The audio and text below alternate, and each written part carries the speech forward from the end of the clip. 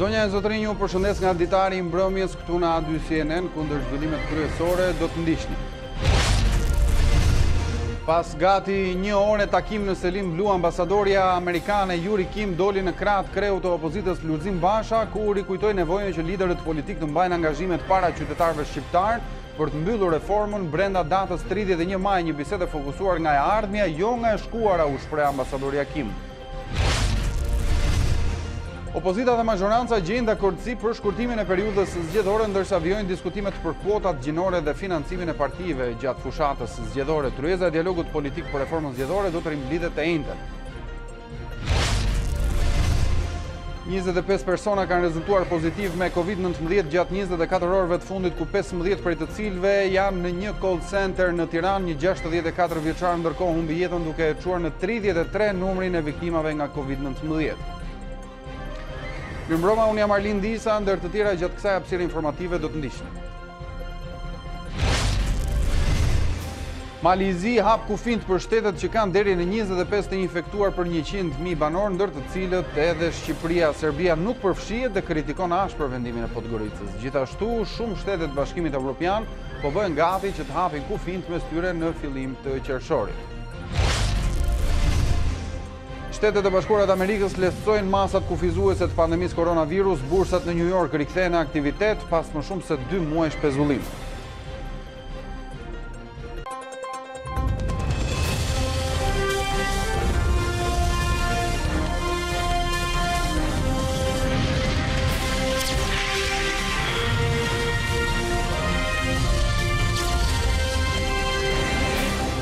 Një bisedë fokusuar tek e ardhmja, jo tek e shkuara, kështu u shpreh ambasadorja amerikane Yuri Kim në përfundim të takimit të saj me kryedemokratin Lulzim Basha. Ajo rikujtoi nevojën që liderët politik të mbajnë angazhimet përpara qytetarëve shqiptar për të mbyllur reformën brenda 31 majit. 45 minuta për të shënuar një marrëdhënie të re. Takimin që zhvilloi me Lulzim Bashën në selinë e Partisë Demokratike, ambasadorja amerikane jo pa dashje e orientoi nga e ardhmja, si për të lënë mënjan një të shkuar që jo gjithmonë ka qenë lehtë me Selis Blu dhe rrugës e Elbasanit. Në leximin e Yuri Kim, e ardhmja ka një afat të afërt. Our discussion was firmly focused on the future, not the past. Diskutimi ynë ishte i vendosur për të ardhmen dhe jo për të shkuarën, veçanërisht folëm për rëndësinë se si udhëheqësit shqiptar duhet të përmbushin pritshmëritë e popullit, sikurse e kanë premtuar për të përfunduar reformën zgjedhore deri më 31 maj. Ky nuk është një afat kohor që e ka vendosur ambasada e Shteteve të Bashkuara ose ndonjë faktor tjetër i jashtëm. Ky është një afat kohor që e kanë përcaktuar mbi veten e tyre vetë udhëheqësit. Për nga përkufizimi, opozita ka një punë shumë të vështirë përpara, por ndihem shumë e inkurajuar nga diskutimi që kemi zhvilluar këtë pasdite dhe pres me kënaqësi për rezultatet. Garancit që kërkonte, kryedemokrati i dha edhe në publik. Organizimi i zgjedhjeve të lira dhe të ndershme është prioriteti absolut i Partisë Demokratike, i opozitës bashkuar dhe i gjithë shqiptarëve. Ne jemi të vendosur të bëjmë gjithçka për t'ju garantuar shqiptarëve mundësinë që t'i drejtohen një orë më parë kutive të votimit dhe të zgjedhin me votën e tyre të lirë, të pandikuar nga bandat kriminale, të pandikuar nga shitblerja e votës, të pandikuar nga parat e korrupsionit, qeverinë e tyre. Jemi të vendosur për këtë betejë dhe do të bëjmë gjithçka që brenda 31 majit, një afat që ne ja kemi kërkuar dhe ja kemi vendosur kësaj mazhorance, reformat këtë përfunduar. Në komunikimin e shkurtër me gazetarët, diplomatja amerikane dhe kreu i opozitës shmangën komentet për reformën në drejtësi, që me sa duket për ambasadën e Shteteve të Bashkuara është një çështje e mbyllur. Klementina Cenkollari ka ndjekur zhvillimet e ditës së sotme, për cilat do të bisedojmë tani në një komunikim të drejtë për drejtë me kolegen Klementina. Mirëmbrëma, përshëndes. Atëherë për te atyre se çfarë pam dhe dëgjuam në kronikën që sapo u transmetua, pati mesazhe të tjera të përcjella midis kreut të Partisë Demokratike dhe ambasadores amerikane?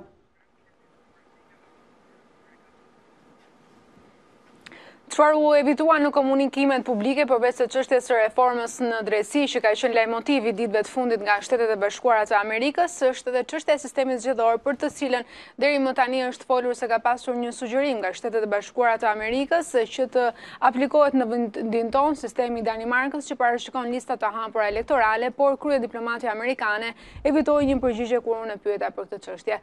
Gjithsesi, çështja e reformës zgjedhore ka qenë sot në hapa konkret pasi Partia Demokratike u rikthye sërish në tryezën e Këshillit Politik, në grupin e punës të Këshillit Politik, bashkë me propozime konkrete sa i përket reformës zgjedhore. Palët kanë arritur sot dakordsim për të ndryshuar periudhën zgjedhore duke hequr dorë nga mbajtja e procesit zgjedhor në ditët e nxehta të verës, kjo pas një kërkese të ardhur edhe nga shoqatat e turizmit, por nga ana tjetër shqiptarët sipas ligjit të ri do duhet të paguajnë më shumë për fushatat e partive politike, pasi sipas forcave politike kjo është mënyra për të evituar ndërhyrjen e parave të pista tek fushatat elektorale. Gjithsesi, takimi të njëjtës është ai më i rëndësishëm kur palët do duhet të bien dakord për depolitizimin e administratës zgjedhore dhe përbërjen e trupit zgjedhor. Gjithsesi, më shumë detaje i sjell kronika e përgatitur nga kolegja Elona Gjylmi. Rikthimi në tryezën e dialogut për reformën zgjedhore pas shkëputjes së solli shembja e teatrit kombëtar, opozita jashtëparlamentare shoqëroi me 3 propozime konkrete. Ndërto, ai që zhvendos zgjedhjet në pranverë ose në vjesht dhe që u pranua. Sipas PD-s, për të shmangur problemet me turizmin, presidenti duhet të vendosë datën e zgjedhjeve nga 15 prilli në 15 maj ose 15 tetori deri në 15 nëntor.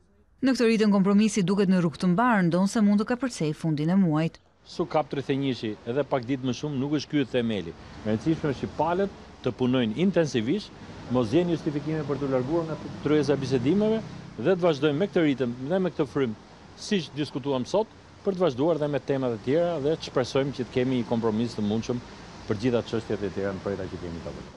Edhe propozimi tjetër i opozitës jashtëparlamentare që parashikon reduktimin e fondeve të dhëna nga privatët për fushatën elektorale dhe rritjet e atyre shtetërore ka dakordsinë e socialistëve. Detajet për shifrat dhe nëse do të lejohen të përfitojnë koncensione bizneset që financojnë partitë do të përcaktohen në ditët në vijim. Temat më të nxehta, megjithatë i përkasin mbledhjes së të njëjtës. Janë masa që rregullojnë rolin e organeve ligjzbatuese, policisë, prokurorisë, SPAK-ut në veçantë, në goditjen e krimit zgjedhor.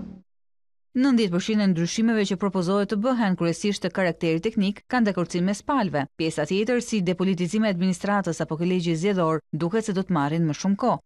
Kur pa të zbehen shanset e ndryshimit të sistemit zgjedhor, Ditari propozoi ndryshim të ligjit për referendumet. Dua t'i bëj thirrje edhe një herë zoti Lulzim Basha bashkë me Partinë Demokratike që të mbështesin këto 2 propozimet, mos i zhgënjeni demokratët shqiptar, sepse nuk është më koha të merremi me pazare dhe me marrëveshje. Ky propozim u kalua në heshtje nga përfaqësuesit e partive të tjera. Klementina Cengolari, unë falenderoj për këtë komunikim të drejtë për drejtë dhe informacionet që përcolla. Por, mbetemi tek e njëjta temë, gjysmën e Këshillit Politik që po zhvillohet javë pas jave për reformën zgjedhore, ne kemi në komunikim të drejtë për drejtë, kam zotin Petrit Vasili dhe Rudina Hajdarin në komunikim të drejtë për drejtë, siç e shihni të dy në ekran. Mirëmbrëma të dyve, faleminderit që gjetët kohën për të biseduar me ne. Faleminderit. Faleminderit ju. Zoti Vasili, po e nis me ju fillimisht. Sot u rikthyet në tryezën e diskutimit për reformën zgjedhore pas një shkëputje që erdhi ndikuar nga shembja e teatrit kombëtar. Përpara se të kalojmë tek çështjet që keni diskutuar sot në tryezë dhe të rejat që kanë ardhur nga aty, a mund të dim se çfarë ju detyroi të ktheheshit në tryezë pas vendimit që morët si opozitë se teatri do të ishte vija e kuqe që ju ndante?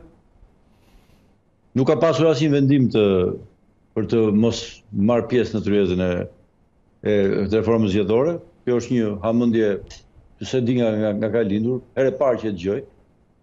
Ka pas sigurisht një mbledhje që ishte e pamundur që të zhvillohej për një situatë në cilën ndodhej Tirana dhe vendi. Do ishte një idiotësi të mendosh që në atë ditë do të zhvillohej një mbledhje, kur një situatë e cila keni parë që ka tërhequr vëmendjen e gjithë botës, jo të Shqipërisë. Dhe sigurisht mbas kësaj vazhdoi mbledhja e radhës. Sigurisht se ka ndodhur që ka pasur mbledhje të tjera që janë shtyrë për shkak të pamundësisë apo problemeve që mund të jenë pas anëtarët komisionit sipas apo dhe gatishmërisë e ekspertëve për të pasur materiale gati. Kështu që e gjithë kjo më ndjeni për gjuhën për rrallë që opozita u tërhoq, pastaj çfarë detyroi që të vijë është një gjë pa asnjë substancë. Jo, në fakt termi vije kuqe, të paktën nga zoti Basha është artikuluar në daljet e tij publike, ëh? Nuk ka pasur asnjë artikulim të vetëm që opozita nuk do të marrë pjesë në apo braktisë reformën zgjedhore, nuk ka asnjë tjetër. E qartë. Ndërkohë, çfarë mbledhje pam sot? Çfarë produkti doli nga aty, zonja Ditari? Patëm disa diskutime, zoti Vasili mund të tregojë akoma më mirë se sa unë për sa i përket pikave që ranë dakord anëtarët e Këshillit Politik. U diskutua për çështjen e kuotës gjinore, u diskutua për periudhën e zgjedhjeve dhe u diskutua edhe për çështjen e financimit të partive politike. Këto ishin 3 temat kryesore që prekëm.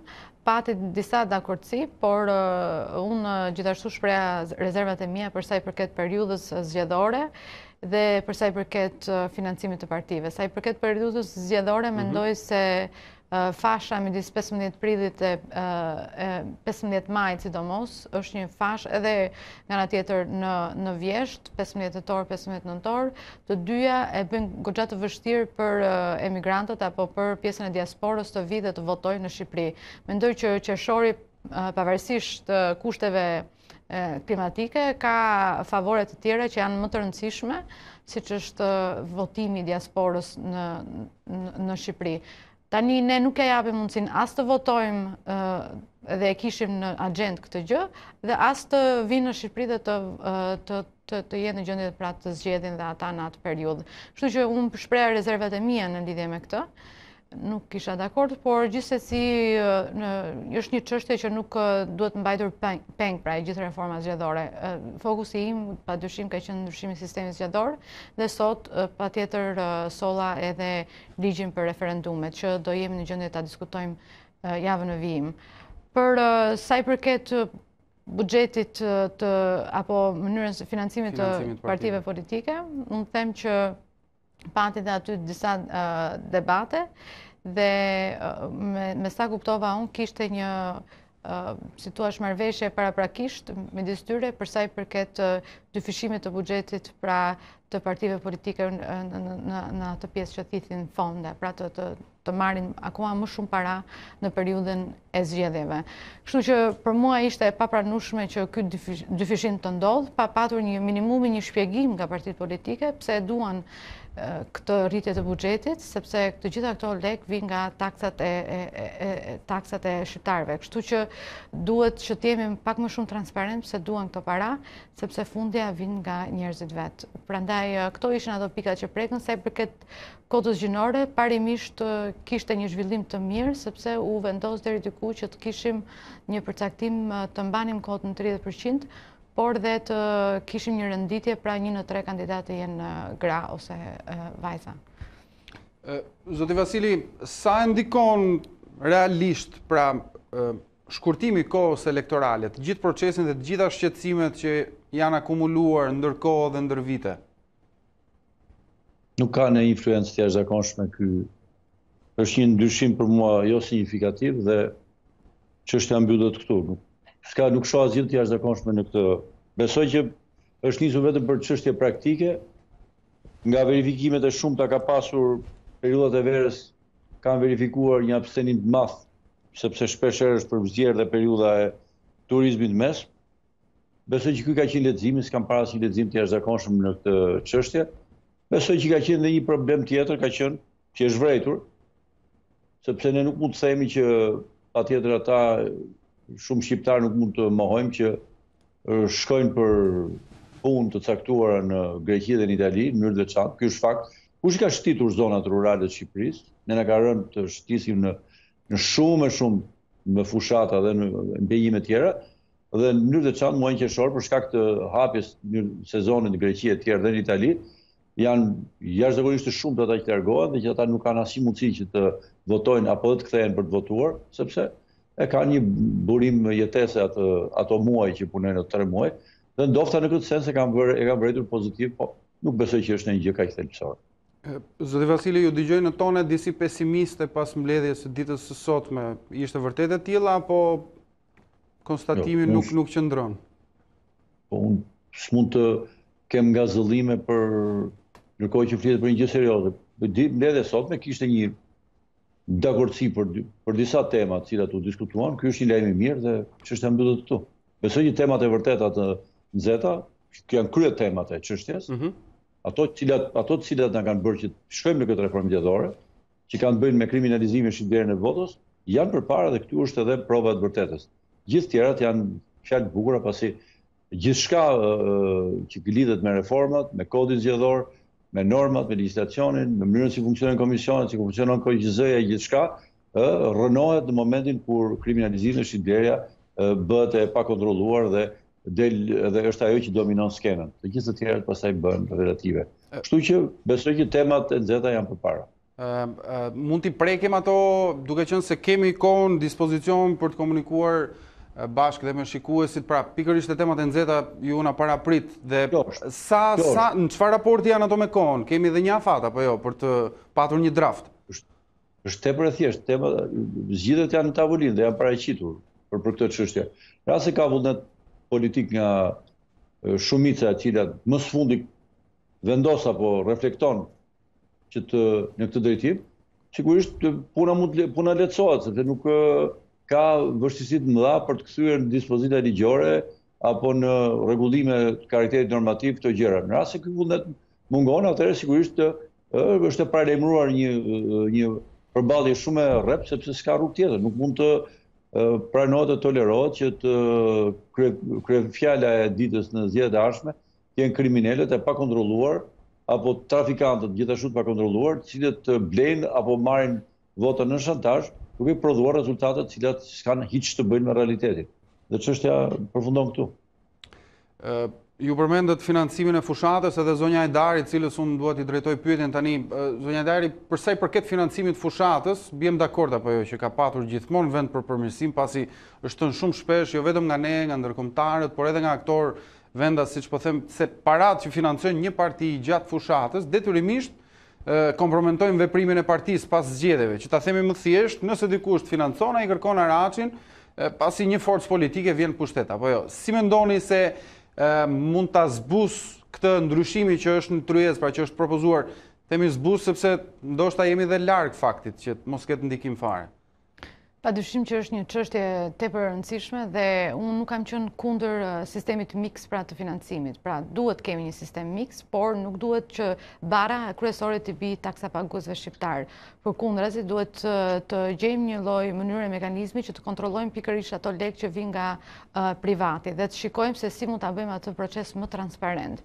Kjo është e gjitha. Nëse justifikohet se duhet të rrisim buxhetin pra të financimin e buxhetit që vjen nga shteti, atëherë ne duhet jemi më transparente dhe më kërkues ndaj partive për të na treguar që pse duan dyfishimin e këtij buxheti, sepse vijnë pra pikërisht nga njerëzit. Dhe unë nuk dua që kjo reformë çdo gjë që bëhet në këtë tryezë të bie në kurriz shqiptarëve, sepse nga ana tjetër ajo që kam luftuar gjatë gjithë kohës është që në këtë reformë të kemi mundësinë që të jepet pra më shumë peshë qytetarëve nëpërmjet mekanizmave të ndryshme, siç është ndryshimi i sistemit, pra duke hapur listat, duke i dhënë atyre mundësi që të kenë një përfaqësues në parlament dhe jo vetëm të votojnë një sigël.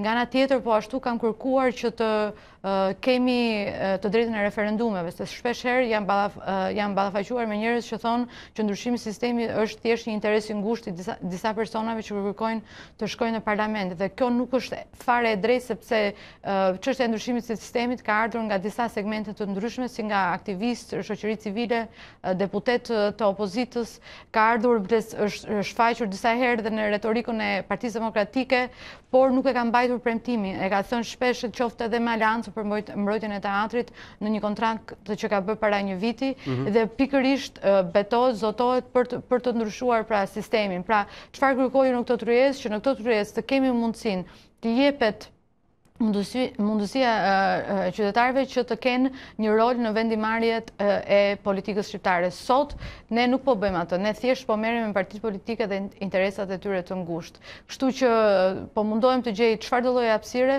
për të qenë më kërkuese për sa i përket kësaj pike. Hapësirat zonja Ditari për këtë shumë rezistencë nga partitë sepse nuk e duan këtë gjë, po shikoj shumë rezistencë prej tyre edhe në rastin për shembull siç e përmendët rastet që janë pikat e nxehta, pra ndryshimi i sistemit, depolitizimi i administratës zgjedhore, kolegji zgjedhore të tjerë që ne do t'i prekim edhe javës tjetër, por edhe buxheti është një gjë e rëndësishme sepse duhet të jemi Zonja Ditari, duke qenë se kemi dhe zotin Vasili në komunikim të drejtë për drejtë dhe nuk duhet t'ju cënoj hapësirën fare. Zoti Vasili, ka një barikadë, siç le të kuptohet zonja Ditari, për çështjen e sistemit.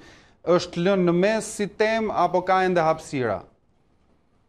Nuk është lënë në mes, është një temë e cila është diskutime sipër dhe nuk është paragjykuar apo ndalur diskutimi për këtë çështje.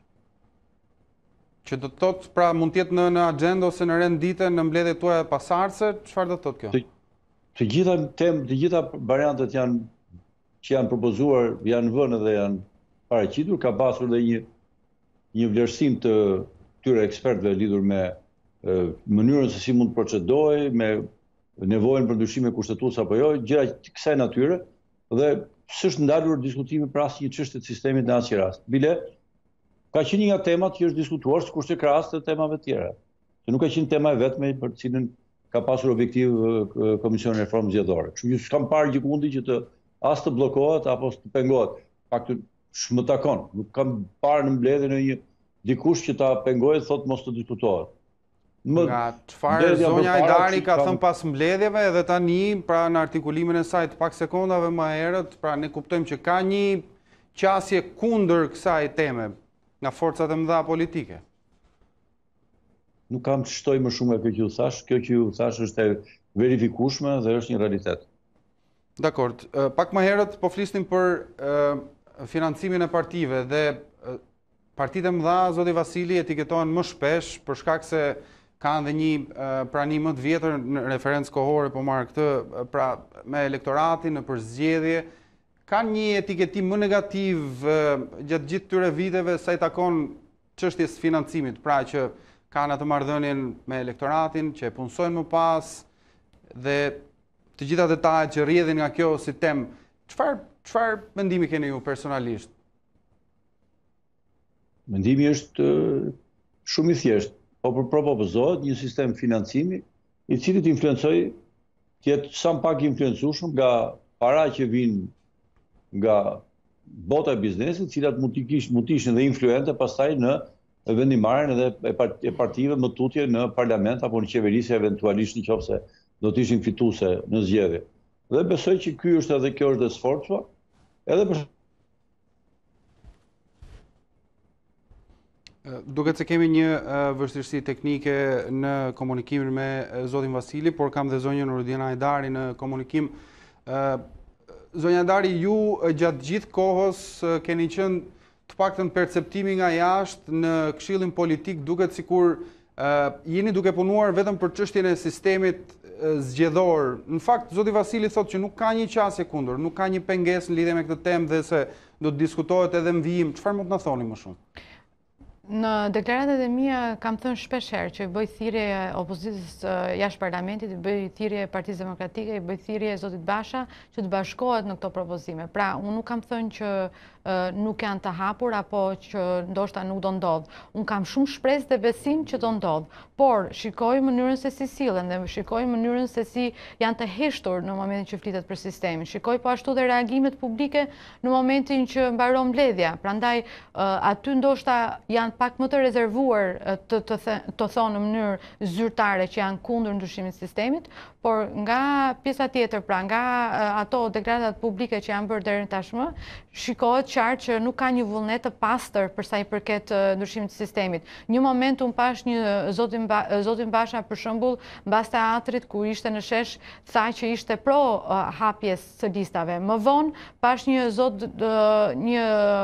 zotin Basha që doli në korridorin e PD-s dhe tha që dakord jemi për ndryshimin e sistemit, hajde bëjmë pas zgjedhjeve. Dhe janë dy qendrime të ndryshme. Prandaj unë shikoj një mos konsistencë në mënyrën se si përgjigjen aktorët politik në lidhje me ndryshimin e sistemit. Unë s'jam nga ata që mendoj që ndryshimi i sistemit duhet të ndodhë pas zgjedhjeve. Unë mendoj që ndryshimi i sistemit duhet të ndodhë tani, sepse tani po kryhet reforma zgjedhore dhe kemi nevojë për një ndryshim në këtë vend dhe besoj që ndryshimi i sistemit nuk zgjidh çdo gjë, por është një hap i mirë përpara për t'i dhënë pra mundësi qytetarit që të votojë edhe kandidatët preferencial.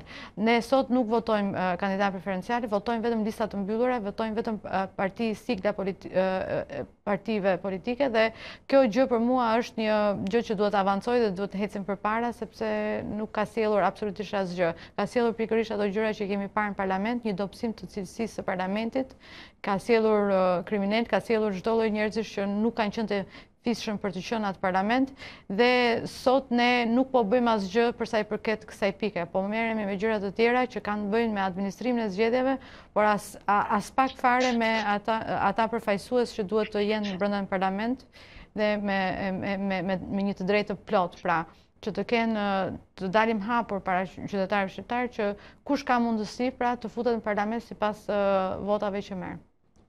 Zoti Vasili, duke qenë se u rikthyet në komunikim, jeni dakord me propozimin e zonjës Hajdari, pra të bëjmë sistemin e ri zgjedhor tani dhe të shkojmë në zgjedhjet e ardhshme me një sistem tjetër zgjedhor? Nuk i dëgjova se pata probleme lidhjen, kështu që nuk i dëgjova argumentet. Po e citoj unë zonjën Hajdari, të bëjmë sistemin zgjedhor, të ndryshojmë sistemin zgjedhor tani. Ndjes, unë mbi komente nuk komentoj sepse dua të jem korrekt për çdo gjë që them dhe nuk dua të krijoj asnjë lloj keq kuptimi. Po besoj se ju e dëgjoni zonjën Hajdari, këtë pjesë nuk e dëgjuat, më thoni? Jo, ju pati një problem me lidhjen, prandaj po them nuk e kapa dot të tërë komentin. Dhe prandaj nuk dua të bëj komente jashtë kontekstit sepse mund të gaboj, mund të bëj një interpretim gabuar dhe të krijoj një keq kuptim pa nevojshëm. Dakord, po e bëj unë si pyetje nga ana ime. Jeni dakord për të ndryshuar sistemin zgjedhor tani përpara zgjedhjeve? Ky është një çështje që është në tavolinën e Komisionit të Reformës, si gjithë çështjet e tjera, të cilat kërkojnë një diskutim intensiv dhe kjo është çështje është atje. Dhe me diskutimin do shëshoj cili është problemi, sa pesh ka, sa bindës është, dhe sigurisht marrin vendim, siç po marrin për tjerat. Nuk shoh në një gjë të jashtëzakonshme në këtë mes. Sistemet zgjedhore nuk është herë e parë që ndrohen në Shqipëri. Unë kam histori shumë gjatë me zgjedhje, kam qenë 92 antar i Komisionit Ndëror Zgjedhjeve. Është janë ndruar 4 sisteme zgjedhore në Shqipëri deri tani. Kështu që të eksplorosh një sistem të ri nuk ka asnjë të keqe. Sistemi, dhe për ta mbyllur këtë temë, nuk ju pyes më në lidhje me sistemin zgjedhor. Sistemi danez që është propozuar nga ambasada amerikane, na vlen ne si shoqëri, si shtet, çfarë mendimi keni? Nuk e njoh fare sistemin danez, sepse është lënë që do të bëhet një ekspoze e këtij sistemi edhe nga ekspertët për ta eksploruar se çfarë është. Bile sot është lënë në mbledhjen e sotme ula që do eksplorohet dhe do paraqitet besoj në mbledhje të ardhshme, në një nga mbledhjet që pasojnë, se cili është, cilat janë specifika, dallimet në raport edhe me 3-4 modele tjera që janë paraqitur në komision. Se duhet parë edhe diferenca ka, çka më të mirë ky në raport me të tjerë, çka më të mangët. Kështu që s'mund ta paraqitoj përderisa nuk e njoh fare këtë sistem. Duhet vetëm tek ju, zoti Vasili, të flasim pak për pikat mbi të cilat ju nuk do të lëshoni pesë i opozit, të cilat mbeten ende të palëvizshme pra për jush. Cilat janë ato nga të cilat nuk do të hiqni dorë kollaj në të gjithë këtë tryezë dhe në të gjitha punimet dhe zhvillimet e mëtejshme? Të gjitha aktet që lidhen me çështjet e sjelljes policisë në zgjedhje, sjelljes administratës në zgjedhje dhe të tërë elementet që kanë të bëjnë me procedimin e menjëhershëm të gjithë elementeve kriminal, sapo ata konstatohen që ndërhyjnë zgjedhje dhe afektojnë zgjedhjet. Kjo është për mua personalisht, por dhe për Lëvizjen Socialiste për Integrim, është pikë e panegociueshme. Pikat e tjera, sikur se provoi dita e sotme, kanë hapësira, mund të eksplorohet hapësirat edhe të konsensusit, të kompromisit, dhe mund të arrihen sepse kanë të tilla. Tu nuk besoj se ka një që mund të bëj kompromis me kriminalet edhe me horrat edhe me tërë policinë, sepse sigurisht mas ngjarjeve të teatrit që pas, nuk besoj se ka një njeri që ka një thëllim e mend apo ka respekt për veten, që mund të mendoj që është kjo polici që do të garantojë zgjedhjet e ardhshme në vendin tonë, qofshin këto qendrore apo lokale. Zonja Hajdari, të njëjtën pyetje duhet ja drejtoj ju, zoti Vasili përgjigjet në emër të forcës politike që përfaqëson. Me cilën çështje do të shkoni këshillit politik, tryezës deri në fund? Pra kush është ajo të cilën ju nuk do të lëshoni do të luftoni për sistemin zgjedhor deri në fund? Absolutisht deri në fund, sepse siç e tha edhe kolegu ka disa pika që janë të panegociueshme dhe duhet të ecim të paktën drejt një konsensusi që çdo kush në atë tryezë të marrë diçka. Dhe unë për këtë padyshim do luftoj deri në fund, sepse kam patur propozimet e mia, ndërkohë që në momentin që i kam hedhur në tavolinë janë pranuar nga anëtarët e Këshillit, janë pranuar të diskutohen, atëherë çfarë mund të bëhet është ne të arrijmë në një kompromis edhe në lidhjen për sa i përket sistemit. Prandaj është hedhur dhe propozimi danez për të arritur në një pikë të mesme që pranon ndoshta edhe propozim apo ato vështirësitë që mund të kenë partitë e mëdha që nuk duan këtë lloj ndryshimi, pra nuk është një ndryshim radikal, por do e diskutojmë akoma më tepër, do shfaqim, do japim një ekspoze të sistemit danez në mbledhjet e ardhshme ose mbledhjen e ardhshme të Këshillit Politik për të bindur ose për të diskutuar bashkërisht në lidhje me këtë sistem dhe sa do na vinte për shtat. Kështu që kjo tregon që unë nuk heq dorë nga kjo pikë, sepse si çdo kush në atë Këshill Politik kam të drejtat e mia të plota për të marrë diçka nga ajo tryezë. Ditët e fundit është hapur edhe një terren i ri mbi cilin po flitet së shumti dhe janë disa pickime, më thonjza që vijnë nga ambasadat e rëndësishme në vendin tonë që i referohen jo vetëm reformës zgjedhore, por dhe reformës në drejtësi që sipas amerikanëve po përpiqet të minohet përmes marrëveshjeve të fshehta. Zoti Vasili, ju si parti politike keni një qëndrim për këtë dhe kujt mund t'i referohet ky shqetësim, sepse në fundit publiku i ka perceptimet e veta, por meqense ju kemi këtu, le të marrim një mendim nga ju, se cili mund të jetë shqetësimi ambasadës amerikane për këtë prapaskenë, siç thonë ata. Nuk ka një mister në këtë mes. Sepse aktori vetëm në reformën drejtësi është Edi Rama dhe majoranca e tij. Nuk ka një aktor të dytë në reformën drejtësi. As në pikpamje kushtetuese, as në pikpamje ligjore, as në pikpamje institucionale. Pra, ka një aktor vetëm që është Edi Rama. Aleati i tij është pa diskutim gjithë bota e inkriminuar, që është provuar dhe ngjarjet e fundit siç keni parë me personazhe edhe të pjesë e vetingut shqiptar, përveç kapjes së institucioneve të caktuara, qoftë ngjarjet e shëmtuar me gjykatën kushtetuese, të cilat janë një kulm i papar, besoj që është një mesazh shumë i qartë, ky është një mesazh që nuk kuriozon njerëj, nuk ka të dytë, sepse për vullnet edhe të ndërkombëtarëve më parë, me gjithë insistimin e jashtëzakonshëm që të kishte një rol ekuilibrues, të domosdoshëm, sikur se ndodh me çdo opozitë në botë, siç ndodh në gjithë vendet e BE-s, siç ndodh në Shtetet e Bashkuara të Amerikës, u zgjodh në atë kohë kur bë reforma, këtë u them me shumë përgjegjësi se kam qenë një anëtar të Komisionit të Reformës Drejtësi, dhe sigurisht duke zhveshur opozitën nga çdo lloj atributi vetëm pika e vetme që zgjedhja e prokurorit të përgjithshëm të përkohshëm, edhe ky ishte një zgjedhje tërësisht antikushtetuese, e cila dha u kryen në një thyrje më të rëndë që mund të ndodhte kësaj kushtetuese, në vend zgjedhje me 84 vota u zgjodh me 69, i dha fundin edhe kësaj çështje. Dhe bashkë me këtë e fokusoi gjithë përgjegjësinë në një vend, kështu që e vetme gjë që besoj që do ishte e dobishme, do ishte që në vend të shprehjeve lakonike që bëjnë mister, të drejtojë gishtin atje tek e ka. Se s'mund të akuzoj asnjë njeri edhe sot që kushdo njeri që ndodhet në opozitë, s'ka përgjegjësi të kërkojnë se ku është kjo, ku e kanë, ku mund ta ushtrojnë. Se ekziston një përgjegjësi e tillë.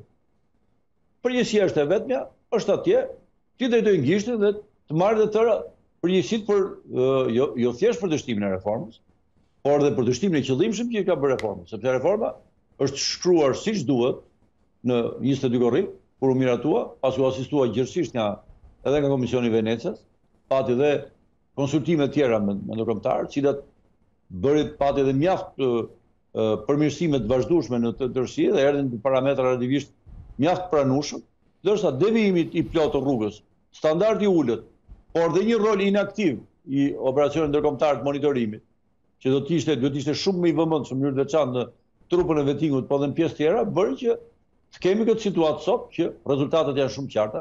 2 gjykatat supreme prej 3 vitesh nuk janë, ky është fakt. Këtë fakt as se kundërshton dot as e komenton dot njeri, dhe kemi një seri trupa zgjedhore që janë të përgjysmuara, kemi një SPAK që u krijua vetëm 10 vet, dhe kemi një boshtëk në sistem për shkak të larguarve nga vetingu, të cili është problem për të mbushur ky boshtëk. Pasi mekanizmat juridik të predispozuara, siç ishte vetëm shkolla e magjistraturës e tjerë, bëjnë që kuptohet thjesht nga publiku, nëse ikin 150 vet dhe mund të zëvendësohen vetëm 15, ju kuptoni çfarë ndodh me sistemin. Pra sistemi është i kolapsuar. Dhe reforma në vend të realizonte objektivat, realizoi të kundërtën. Në vend të shtonte besimin, gjalli mosbesim, dhe në vend që të merrte konsiderat edhe shumë vërejtje, po dhe propozime, unë po ju kujtoj juve me që kanë harrojnë dhe ambasadat. Në qershor të vitit 2018, ndërkohë që ne ishim në parlament, kemi propozuar një paket që kishte të bënte edhe me disa ndryshime kushtetuese, po dhe ligjore, për të prurë sërish në kushtetutshmëri një seri ligjesh që po shkelesh nga 7 ligjet e reformës, e cila u rrëzua sa të hape mbyllësyt në salën e parlamentit.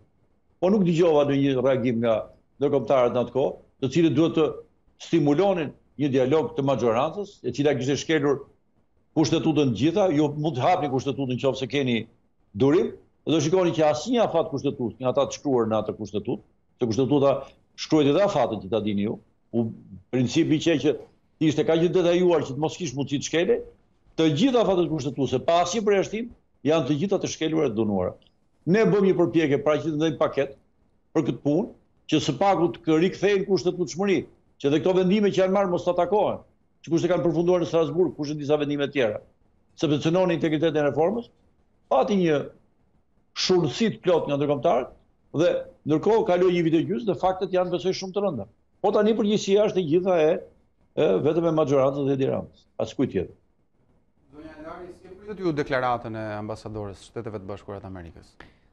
Unë e kam cilësuar në fakt klasën politike në këtë mes të gjithë bashkëfajtorën në lidhje me deklaratën që ajo bëri, sepse duke filluar që nga lënia e mandatave, besoj që ka patur një cënim të reformës në drejtësi, që aty ka qenë një përpjekje e parë që u bë për të dobësuar, për të hequr pra parlamentin atë kohë kishte për të miratuar një paket ligjore që sa i përket reformës në drejtësi, ishte një paket prej 23 ligjesh, mos gaboj, dhe nëse ne nuk do kishim një parlament, do ishte shumë e vështirë që reformë të ecte përpara, do ishte shumë e vështirë që të zgjidheshin edhe anëtarët e gjykatës kushtetuese sot. Kështu që parlamenti në fakt luajti rolin e saj, në sa i përket reformës në drejtësi dhe për ta çuar ato më përpara. Pastaj ka patur edhe ata aktorë që e kanë cënuar pra reformën në drejtësi, e kanë quajtur shpeshherë të njanshme, kanë quajtur edhe ndoshta ka patur shumë tentativa për të futur duart në këtë mes dhe për ta dobësuar reformën në drejtësi.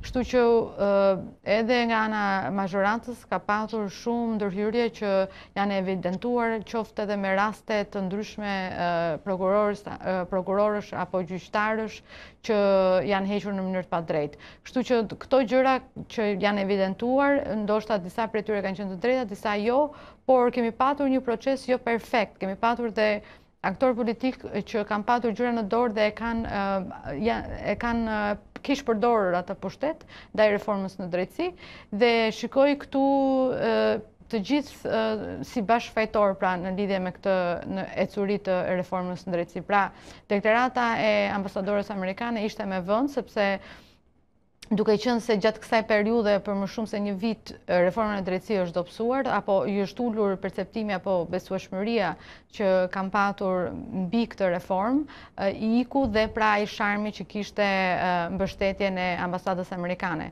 Kështu që ndërhyrja e saj në një moment kaq kyç dhe për të treguar një të vërtetë të guximshme që kjo reformë ka patur disa njerëz që janë munduar ta sabotojnë apo ta dobësojnë, kjo ishte një ndërhyrje e drejtë në momentin e duhur për të treguar që ambasada amerikane vazhdon ta mbështesë këtë reformë dhe kjo reformë do eci përpara dhe është e rëndësishme që shqiptarët të shikojnë një produkt ku do kemi pra ata aktor politik që të jenë në bankën e të akuzuarit dhe të kenë një lloj ndëshkueshmërie pra dhe mos të ecin përpara duke mos patur absolutisht asnjë nga ata njerëz që kanë abuzuar qoftë me pushtetin, korrupsionin e tjerë dhe sot e kësaj dite vazhdojnë dhe janë të lirë dhe akumulojnë pushtetin e tyre. Jemi në fundin thuajse të kohës që kemi në dispozicion, dua t'ju marr nga një fragment të fundit. Zonja Ditari, me ju dua ta nis.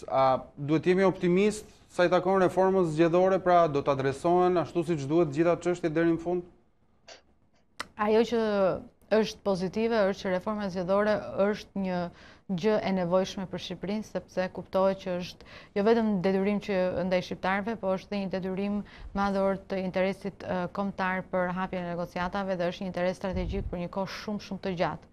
Kështu që reforma zgjedhore patjetër që duhej bërë dhe do bëhet. Ajo që është e rëndësishme dhe për atë që kam shtyrur deri tani është pikërisht ndryshimi i sistemit. Duhet që absolutisht të hedhim këtë lloj hapi sepse do ndihmonte shumë jo vetëm parlamentin, po do ndihmonte shumë dhe qytetarin që të ndiheshe më i përfaqësuar në atë parlament.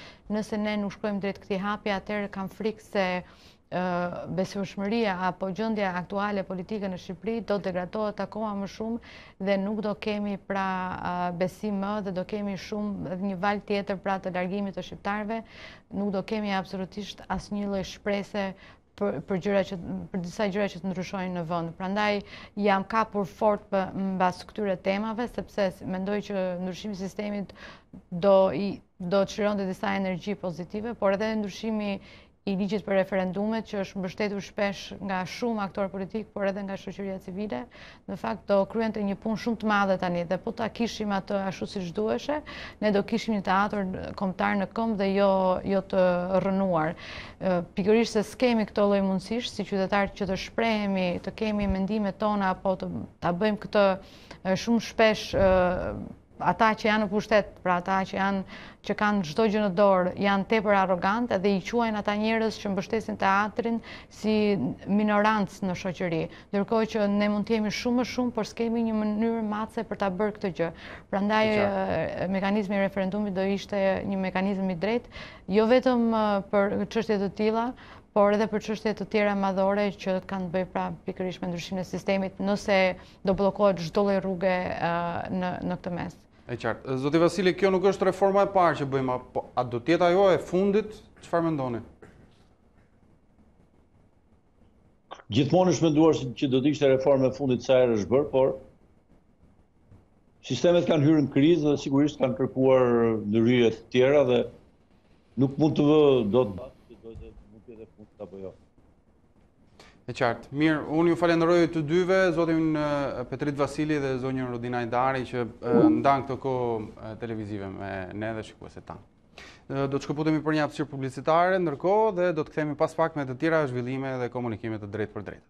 Presidenti Meta akuzoi ndërkombëtarët për pazar me reformën në drejtësi duke publikuar disa mesazhe që i kanë mbërritur nga diplomatët në Tiranë. Reagoi ambasada amerikane që pranon se ka papërsoshmëri, por kërkon nga shqiptarët të mos u mbasin përqendrimin dhe të ecin përpara bashkë me reformën në drejtësi.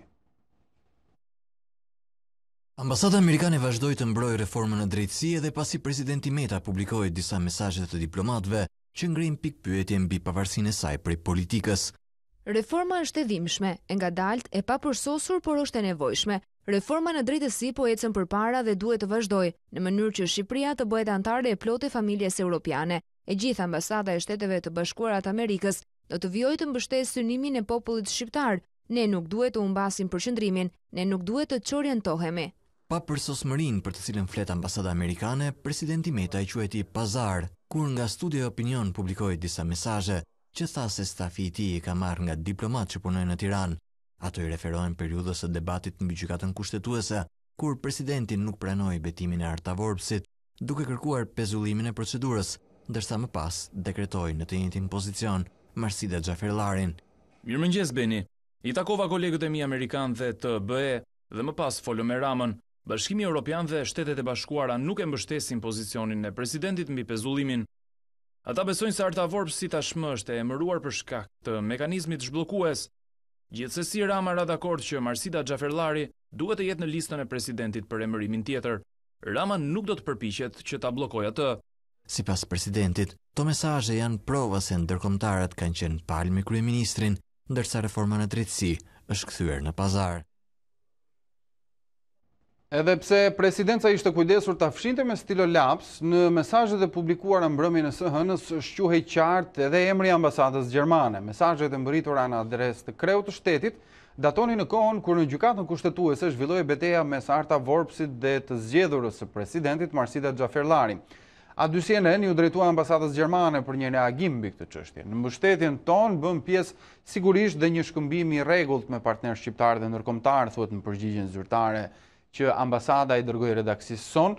Vendimet për zbatimin e agjendës së reformave merren në përputhje me legjislacionin në fuqi dhe vetëm nga institucionet përgjegjëse shqiptare, një pjesë e të cilave është krijuar pikërisht në kuadër të reformës në drejtësi, shprehet ambasada për A2 CNN.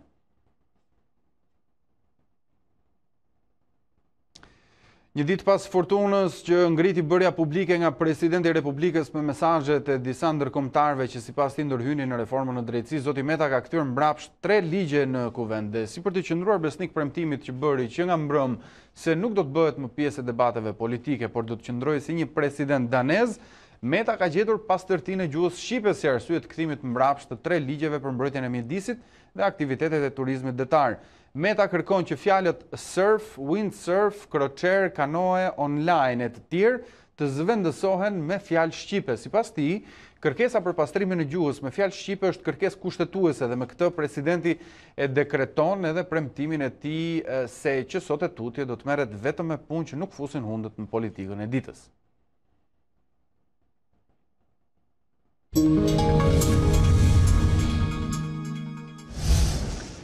Shtohen të prekurit me koronavirus, 25 raste të reja janë konfirmuar orët e fundit ku 15 infektuarit janë punonjës të një call centeri në Tiranë. Ndërkohë një tjetër viktim është shënuar mëngjesin e kësaj të martë, ku një 69 vjeçar nuk ka mundur të dalë nga terapia intensive në spitalin infektiv. Ashtu siç pritej, pas hapjes fundi maj do të shënonte rritje të prekurve nga koronavirusi. Edhe 25 persona kanë dalë pozitiv pas testimit në laboratorin e virologjisë. Thuajse të gjitha rastet e reja janë në Tiranë dhe pjesa më e madhe punonjës në një call center. Në 24 orët e fundit ka një rritje të numrit të prekurve, të lidhura me kontakte të rasteve të mëparshme pozitiv, por edhe vatra të reja në Tiranë. Janë testuar 173 qytetarë si të dyshuar të prekur me COVID-19 dhe janë konfirmuar 25 raste pozitive. Më konkretisht, janë 24 të prekur në Tiranë dhe 1 në Durrës, pjesa më e madhe me shenja klinike të sëmundjes. Ndë rastet e reja, janë 15 të prekur në një call center, kontaktet të një rasti pozitiv të identifikuar 2 ditë më parë. Ndërkohë edhe një pacient tjetër nuk ka mundur të mbijetojë komplikacioneve që i shkaktoi COVID-19. Ai ka humbur jetën në shërbimin e terapisë intensive në spitalin infektiv. Ka ndruar jetë në mënyrë të papritur, pavarësisht përpjekjeve të mjekëve, një pacient 69 vjeçar nga Tirana, i cili po trajtohej në terapi intensive në spitalin infektiv. Që nga fillimi i epidemisë, 33 qytetarë e kanë humbur betejën me COVID-19. Epidemiologët bëjnë të ditur se është rritur numri të shtruarve në spitalin infektiv. Aktualisht po trajtohen 17 pacientë, nga të cilët 3 ndodhen në terapi intensive. Ndërkohë në të gjithë vendin janë të sëmurë aktiv me COVID-19 193 persona. Në 1 qershor fëmijët do të rikthehen në kopshte dhe çerdhe, por me rregullat e pandemisë. Komiteti teknik ka vendosur hapjen e këtyre institucioneve në 1 qershor, por edhe protokollet e masave gjatë qëndrimit të fëmijëve në kopshte. Antarët e komitetit tregojnë për situatën epidemike në vend, ndërsa kërkojnë respektimin e masave pasi virusi është ende në qarkullim. Ditën e parë të qershorit do të rihapen kopshtet dhe çerdhet. Hyrja e fëmijëve, qëndrimi në grupe, ushqimi dhe deri tek fjetja do të bëhen me rregulla të reja. Gjatë mbledhjes së komitetit teknik, Ministri i Shëndetësisë kërkoi nga prindrit dhe edukatorët të zbatojnë të gjitha protokollet e higjienës dhe distancimit fizik për të mbrojtur shëndetin e fëmijëve. Strategjia e hapjes do të vijojë sipas fazave që ne kemi vendosur, do të vijojë me hapjen e çerdheve dhe kopshteve nga data 1 qershor, ku protokolli për sa i përket masave të sigurisë është miratuar dhe është shpërndar për të parë përgatitur për datën 1 qershor. Sipas ministres Manastirliu, faza e dytë e rihapjes do të vijojë me sezonin turistik, por sipas saj nuk duhen anashkaluar masa dhe rregullat e reja, pasi virusi është ende në qarkullim. Ndërsa shefja e Departamentit të Sëmundjeve Infektive, Silva Bino, ka një mesazh veçanërisht për të rinjt. Transmetueshmëria e sëmundjes vazhdon të mbetet e lartë, pavarësisht sepse në vendin ton nuk kemi qarkullim të dëndur, por Tirana vazhdon të mbetet një zonë e cila jo vetëm ka raste, po ka dhe transmetim në komunitetet të ndryshme të popullatës, prandaj duhet jemi të kujdesshëm. Gjatë mbledhjes së komitetit teknik, Shefja e shërbimit infektiv Naja Daçomo tregon për situatën dhe rastet e rënda në spital. Situata në shërbimin infektiv paraqetet me numër më të ulur persona të shtruar, megjithatë duhet të jemi realist që personat që janë të shtruar janë në gjendje jo të mirë nga ana shëndetësore, duke pas dhe parasysh që brenda kësaj jave, pra brenda 3 ditëve, ne kemi 2 humbje jete, që do të thotë 2 humbje jete tregojnë për vazhdimin e gravitetit të sëmundjes. Ndërsa infekcionisti Tritan Kalo u bën thirrje qytetarëve për të respektuar sjelljen e re, pasi betejë me COVID-19 nuk ka mbaruar.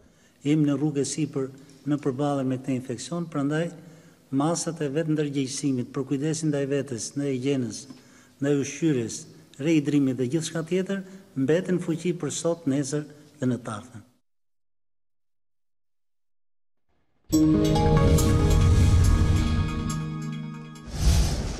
Ministria e Drejtësisë propozon nisjen e punës në gjykata, por duke respektuar masa strikte kundër pahapjes COVID-19. Në projekt ligjin e dorëzuar në qeveri sugjerohen ndryshimet përkatëse në aktin normativ që pezulloj punën në sistemin gjyqësor.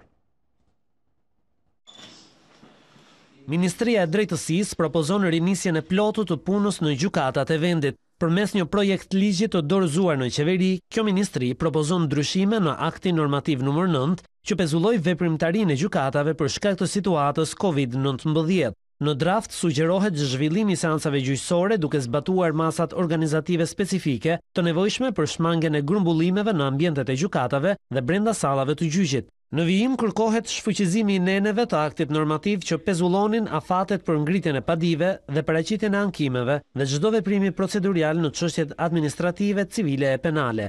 Në draft propozohet që gjykata mund të vendosë për zhvillim të gjyqeve në distancë përmes lidhjes audiovizive duke përdorur programe kompjuterike.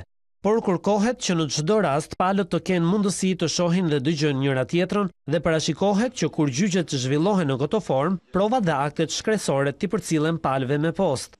Puna në gjykata u pezullua më 10 mars, përveç çështjeve me karakter të ngutshëm si seancat për caktimin e masave të sigurisë, lëshimi i urdhrave të mbrojtjes apo çështjet ku rrezikohej tejkalimi i afateve të paraburgimit. Në rast të miratimit të projekt ligjet në fjalë i takon Këshillit të Lartë Gjyqësor të rihap veprimtarinë gjyqësore. Pezullimi i punës në gjykata për më shumë se 2 muaj pritet të rrisë së tepërmi ngarkesën në to dhe të vonojë gjykimet për mijëra persona palë në procese gjyqësore, në kushtet kur gjykatat kanë mangësi edhe në numrin e gjyqtarëve. Organizata e Kombeve të Bashkuara ka kërkuar sqarime nga qeveria shqiptare për deportimin e 2 shtetasve turq nga Shqipëria. Harun Çelik dhe Selami Simsek u larguan nga aeroporti i Rinasit, ndërsa OKB adresoi disa pyetje qeverisë lidhur me rastin, pasi dyshohet se janë shkelur të drejtat e njeriut. OKB ka adresuar disa pyetje qeverisë shqiptare për arrestimet dhe ekstradimet e dyshuara si të palishme ndaj shtetasve turq Çelik e Simsek. Ekstradimi me aksion policor në orët e para të mëngjesit të datës 1 janar u kritikua nga opozita por dhe nga Brukseli, kur 2 shtetasit turq, njëri prej të cilëve mësues, u deportuan nga aeroporti i Rinasit. Me anë të një komunikimi zyrtar përcjell qeverisë shqiptare me 20 mars nga grupi i punës së OKB-s, raportuesi i posaçëm i mbrojtjes së të drejtave të njeriut kërkon informacion mbi dëbimin e Harun Çelik në Turqi dhe rrezikun që ekziston për zhdukjen e Selami Simsek dhe dëbimin e tij të palishëm drejt Stambollit. Sipas OKB-s, 2 personave u shmohuar e drejta e mbrojtjes ligjore, por dhe aplikimi i tyre për azil. Gjithashtu Kombet e Bashkuara kërkojnë dhe bazën ligjore sipas së cilës është bërë largimi i tyre. Komunikimi zyrtar përcjell qeverisë shqiptare nga organet për të drejtat e njeriut mbi shtetasit turq pason vendimin e ndërmjetëm të Komitetit për të drejtat e njeriut të datës 9 janar 2020. Sipas atij vendimi, qeverisë shqiptare i kërkoi të mos e kthejë Selami Simsek në Turqi, deri në marrjen e një vendimi përfundimtar mbi këtë rast nga ky komitet. Shkëputemi për një hapësirë të shkurtër, do të kthehemi pas pak në pjesën e dytë të ditarit.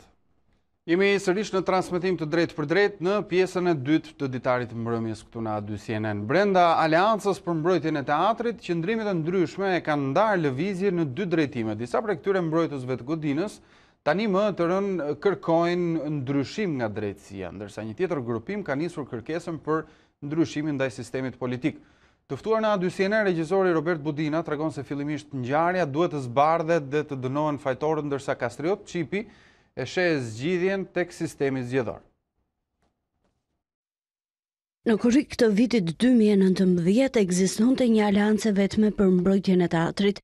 Ishte aleanca e madhe ajo që nënshkroi me Lulzim Bashën një kontratë. Sot për mbrojtjen e këtij teatri kemi dy pjesë të aleancës, atë të vëllezërve Budina që po kujdesen tani më për rindërtimin e teatrit, aty ku ishte dhe siç ishte, dhe aleancën tjetër që kërkon ndryshime që në sistemin politik. Ne jemi përpjekur të bëjmë maksimumin që ngjallim besimin e njerëzit, duke investuar personalisht për idetë që ne kishim dhe duhet të legjitimohesh në kërkesat që bën. Ne në kërkesën për të mbrojtur teatrin kombëtar besoj u legjitimuam sepse ndenjëm për ditë, u përleshëm me policinë dhe i mbrojtëm idetë tona deri në fund. Ne jemi në një shtet terrorist, ne u sulmuam, u tentuat na vrisnin. Kam përshtypjen se duhet zbardhim një herë fillimisht këtë dhe të mos ta kalojmë hije këtë sikur s'ndodhi asgjë, sikur jemi në një shtet normal, duhet të vërtetojmë të gjithë ata që marrin këto iniciativa, qoftë edhe ne që jemi këtu, jo thjesht për të bërë faktor dhe protagonist apo për të kapur në një llokëm diku që nuk e di se si mund vi, por mbi të gjitha duhet të vërtetojmë me qytetarinë tonë që ne kemi pastërtisht. Nga ana tjetër, regjizori Kastriot Çipi në një intervistë Ditarit në A2 deklaroi se Aleanca për mbrojtjen e teatrit aktualisht ka përpara një betejë të madhe, atë për demokraci. Besoj që ka vetëm një betejë të madhe, ajo që ka qenë qysh ditën e parë, betejë për demokracinë. Bindja ime absolute ka qenë dhe vazhdon të mbetet e palëkundur edhe pas 2 vjetësh e gjysmë se teatri nuk shpëtonte, siç nuk shpëtoi pa rrëzuar diktaturën. As rindërtimi i teatrit nuk mund të bëhet për sa kohë kemi këtë diktaturë në pushtet. Kështu që sipas meje dhe sipas të tjerëve, kolegëve të mi, imediate tani është lufta për të rikthyer demokracinë në Shqipëri, për të pasur një sistem zgjedhor që i jep të drejtën qytetarit të zgjedhë kandidatin që do, që e motivon sidomos atë grup shumë të madh votuesish që nuk marrin pjesë në zgjedhje fare, pikërisht sepse janë të zgënjur nga sistemi zgjedhor dhe nga klasa politike aktuale, dhe pse jo të kemi edhe ndërhyrje të thella në kushtetut që të mund ta bëjnë në një vend normal demokratik.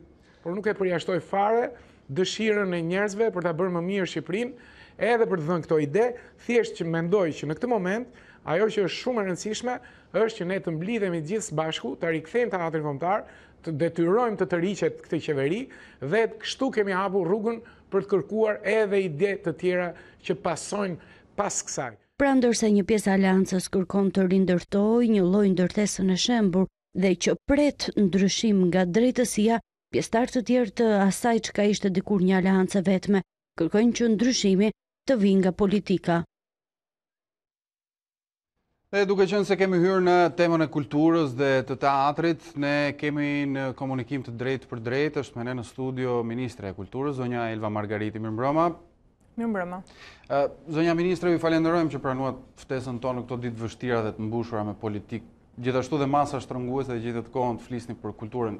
Pavarësisht faktit se ju kemi përballë dhe do donim që bisedat ishte fokusuar tek kultura, realiteti ynë i krijuar kështu, jo prej nesh, na detyron që edhe bisedën me ju ta lidhim me politikën. Morëm shkas nga kjo intervistë që t'i hidhim një sy misionit ministrisë që ju drejtoni dhe teksa lexonim, mendja nuk mund mos na shkonte tek teatri. Fjalë për fjalë, tek misioni ministrisë tuaj lexuam këtë. Trashëgimia kulturore, materiale dhe jo materiale është një pasuri kombëtare që ndonë se shteti ka përgjegjësinë e drejtë për drejtë ta ruaj, ta mbrojë, ta promovojë, duke qenë pasuri e gjithë kombit, do të thotë që të gjithë kemi detyrë të kujdesemi për të, ta duam, ta njohim, ta mbrojmë dhe ta promovojmë. Dua të pyes, a ndjeni që prishja e teatrit kombëtar ishte një nga humbjet e një pasurie kombëtare, pa çka se mund të na thoni që nuk ishte monument kulture?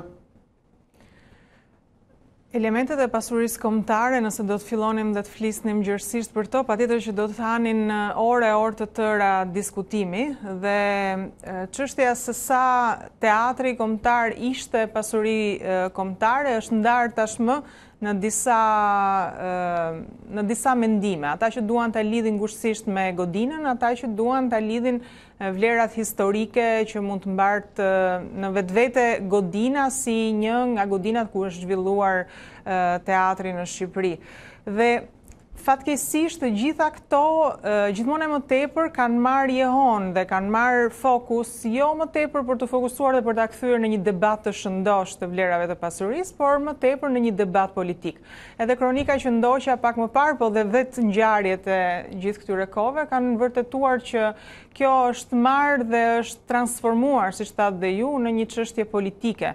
Dhe fatkeqësisht fokusi që është dhënë artit dhe kulturës nuk ka në vetvete një bërtham të shëndosh diskutimi se çfarë është vlera e pasurisë, dhe çfarë është arti, çfarë është kultura, çfarë është ajo që duam të përcjellim brez pas brezi dhe ku ndjehemi ne të personifikuar si një identitet shqiptar. Kjo është një keqardhje, kam thënë në fakt edhe në ditët e mëparshme, një keqardhje që është kthyer në një vegël në dorën e politikës, por nga ana tjetër e shikojmë me pozitivitet sepse më së fundi kthehet vëmendja tek arti e kultura, tek investimet që duhen bërë ose jo në kulturë, kështu që mendoj që në të gjithë arenën e një lereje negative, po themi që të mund të tërheqë gjithë kjo situatë, në fund duhet ketë patjetër ka një qasje pozitive për mua. A do ta ketë në dorë Ministria e Kulturës teatrin e ri, pra teatrin që do të ndërtohet në kujtim të ndërtesës teatrit kombëtar dhe që do të jetë muze për fëmijët, siç e prezantoi kryeministri Rama? Atëherë, Ministria e Kulturës dhe të gjitha aktet që kanë ndërmarrë deri tani në asnjë moment nuk ka folur për një tjetërsim të funksionit të truallit. Dhe këtë besoj se ju të gjitha keni ndjekur dhe nuk ka asnjë, po themi, pikpyetje që të ngrihet mbi faktin që ky truall është një truall që do t'i dedikohet gjithmonë funksionit të një teatri kombëtar. Kalimi në Bashkinë e Tiranës është një mënyrë e shpejtë për t'i bërë balë të gjithë hapave burokratik dhe ashtu si teatri kombëtar, po ashtu dhe si njësër projektesh të tjera që po ndërmerr Ministria e Kulturës, fokusi është që të krijojmë nëpërmjet projekteve tona një rrjet të shëndosh destinacionesh për fëmijësh. Pra nuk është vetëm teatri kombëtar, ashtu siç është e nevojshme në teatrin e kukullave, ashtu siç është e nevojshme në çdo hapësirë fizike që flet në emër të kulturës, do të krijojmë ambiente hapësira të posaçme për fëmijët. Nga parlamenti e keni cilësuar dhe e keni konsideruar të turpshëm faktin që, siç thatë dhe pak më herët, në nisje të bisedës sonë, pra që teatri po kthehet në debat politik, a konsideroni ndërkohë veprim politik kalimin e teatrit kombëtar në pronësi të bashkisë? Është një praktike përbotshme, ajo e ligjshme, e njohur, e zhvilluar prej shumë vitesh që pushteti vendor ka këtë mundësi, ka këtë facilitet që i krijohet nëpërmjet një kuadri ligjor më të lehtësuar dhe nuk ka asnjë gjë politike në kalimin në Bashkinë e Tiranës. Është thjesht një zhvillues më i lehtësuar, po themi, sesa Ministria e Kulturës në shumë aspekte dhe nuk ka asnjë gjë tjetër përveç se kësaj. Pas çka, siç thash, që kjo duhet të shikohet patjetër në aspekt politik dhe çdo gjë duhet të përkthehet në këtë kuadër, në këtë prizëm. Përballë emrave të njohur të skenës teatrale që kërkonin një teatr të ri kombëtar, ju keni vënë emrat e atyre që dikur kishin një post në Ministrinë e Kulturës dhe nuk bën asgjë për ta mbrojtur atë si pjesë të monumenteve të kulturës. A mendoni se kjo përqasje e tanishme e aleancave është e vonuar apo ka diçka tjetër? Përqasja ime në të vërtetë nuk është se është e vonuar, është thjesht flet me hapjen e kohës. Unë nuk do të kisha dashur fare të kisha këtë përqasje dhe nuk do doja fare që të diskutoja mbi emra të përveçëm. Por teksa shoh sot, po të njëjtët persona të cilët kanë pasur role kyçe drejtuese në institucionin që unë drejtoj sot dhe që mund të kenë pasur të gjithë tagrin dhe të gjitha mundësitë për të këshilluar një ministër ose për të këshilluar një komision vlerësues mbi vlerat e teatrit, janë po sot ata të njëjtët personë të cilët dalin duke u ankuar për një mos funksionim të Ministrisë Kulturës. Vetëm për këtë arsye kam një qasje ndaj këtyre personave dhe për këtë arsye shprehem duke vënë pikpyetje mbi vendimarrjet e këtyre personave që ndryshe operojnë në anën shkresore dhe ndryshe operojnë në banaqet ose në kanalet mediatike.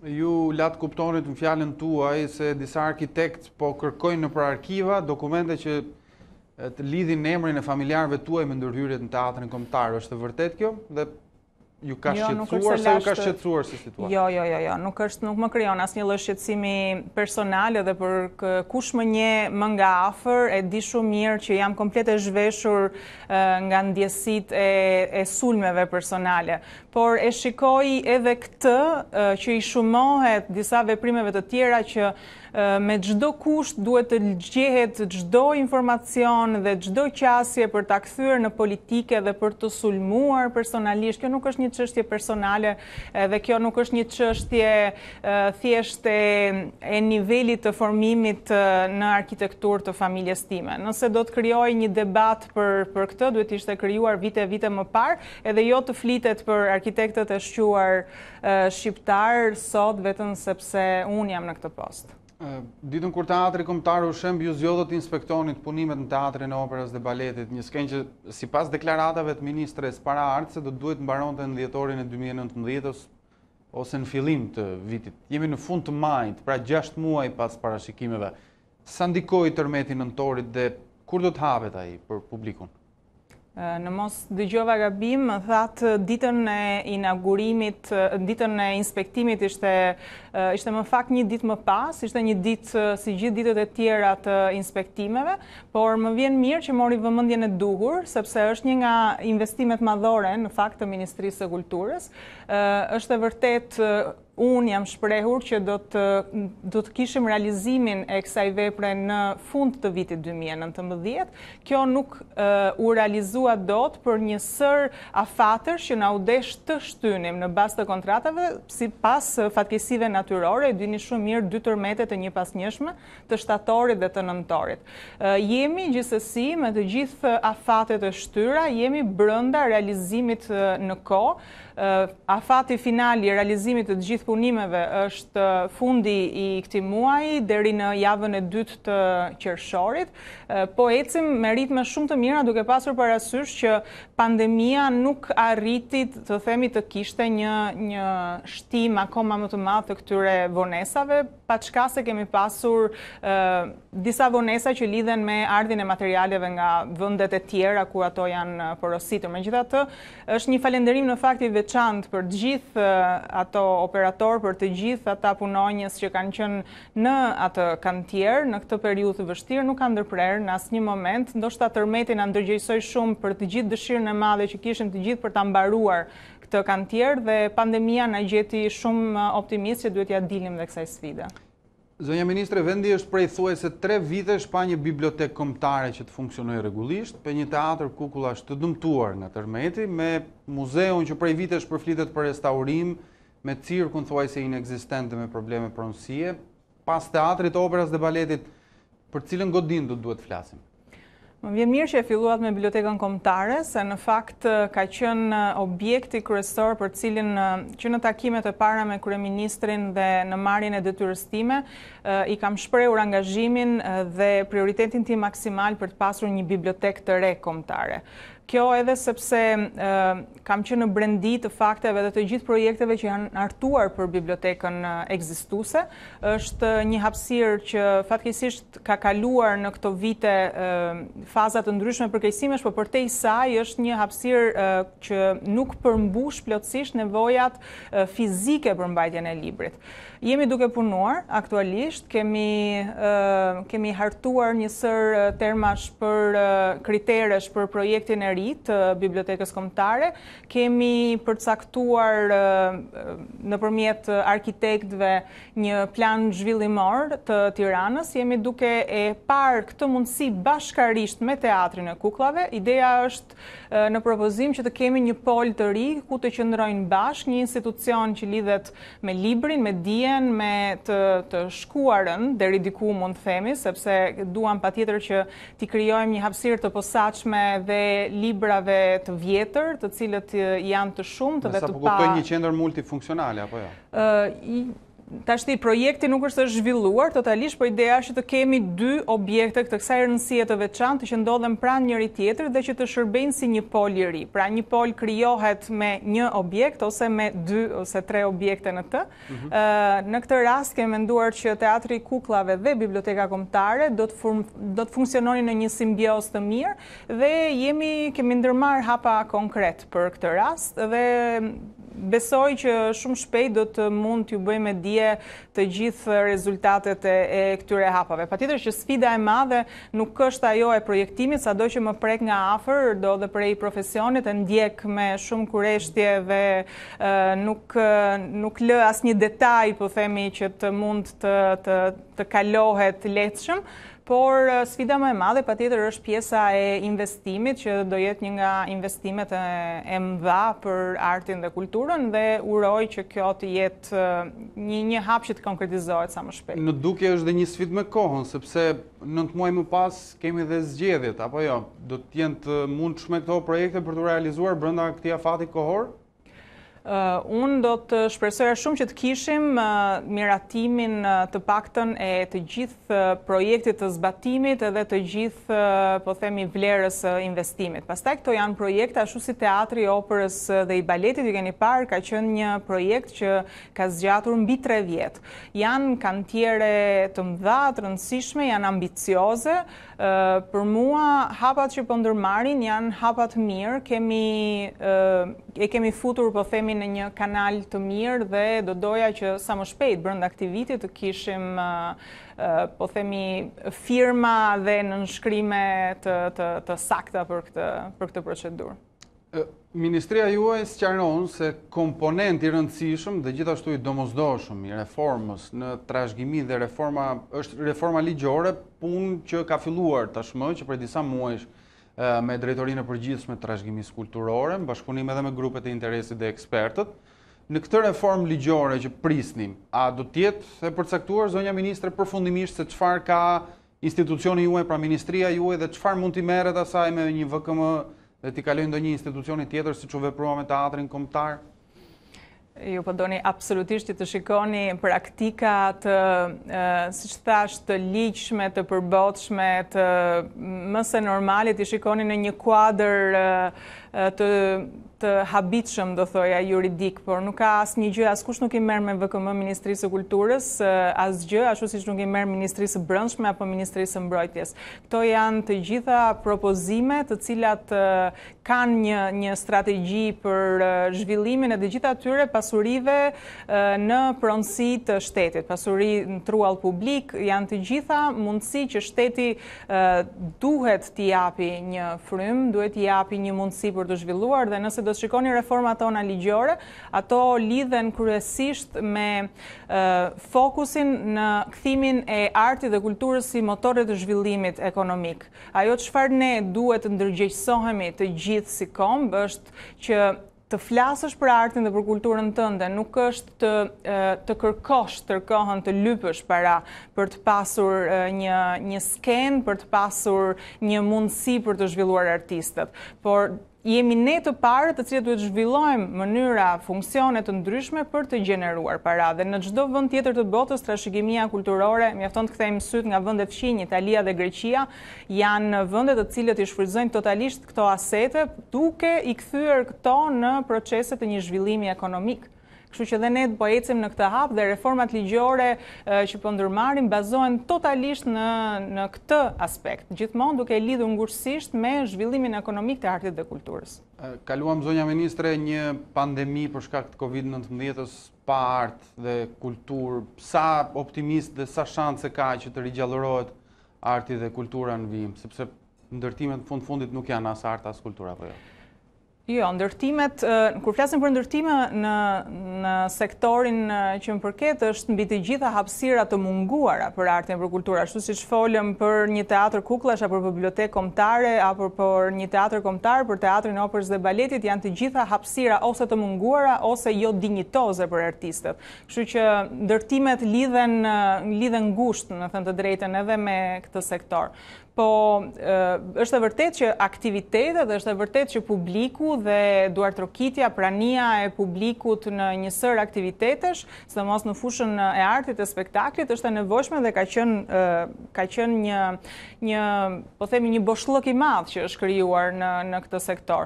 Sepse është e vërtet që kemi qenë prezent në rrjetet virtuale, është e vërtet që kemi qenë prezent edhe me teatrin kombëtar dhe me teatrin operës dhe baletit, me shfaqjet tona, por patjetër që do duam të kthehemi sa më shpejt në atë praninë sa më të afërt fizike. Kemi bërë këtë me muzet, kemi bërë me muzet parqet arkeologjike në një datë shumë simbolike, në datë 18 maj, në ditën ndërkombëtare të muzeve, të hapur falas, dhe po mendojmë të ndërmarrim disa nisma të tjera për të afruar akoma dhe më shumë turistët lokal. Kam qenë në bashkëbisedime me kryetarët e bashkive për të bërë të mundur një rritje, po themi, të fluksit të turistëve lokal, duke pasur parasysh që mund të kemi një numër më të ulët të turistëve të huaj. Ne, si Ministria e Kulturës, vërtet që ka pasur dëmet e veta për sa i përket, po themi, një buxheti të munguar që vjen prej biletave të vizitorëve, duke pasur parasysh dhe që vitin që shkoi kemi pasur mbi 1 milion vizitorë. Është një numër rekord ky, që për ne ishte kthyer në një sfidë, jo vetëm për të arritur akoma dhe më lart numrin e vizitorëve, por me rritjen e tarifave në vitin e kaluar,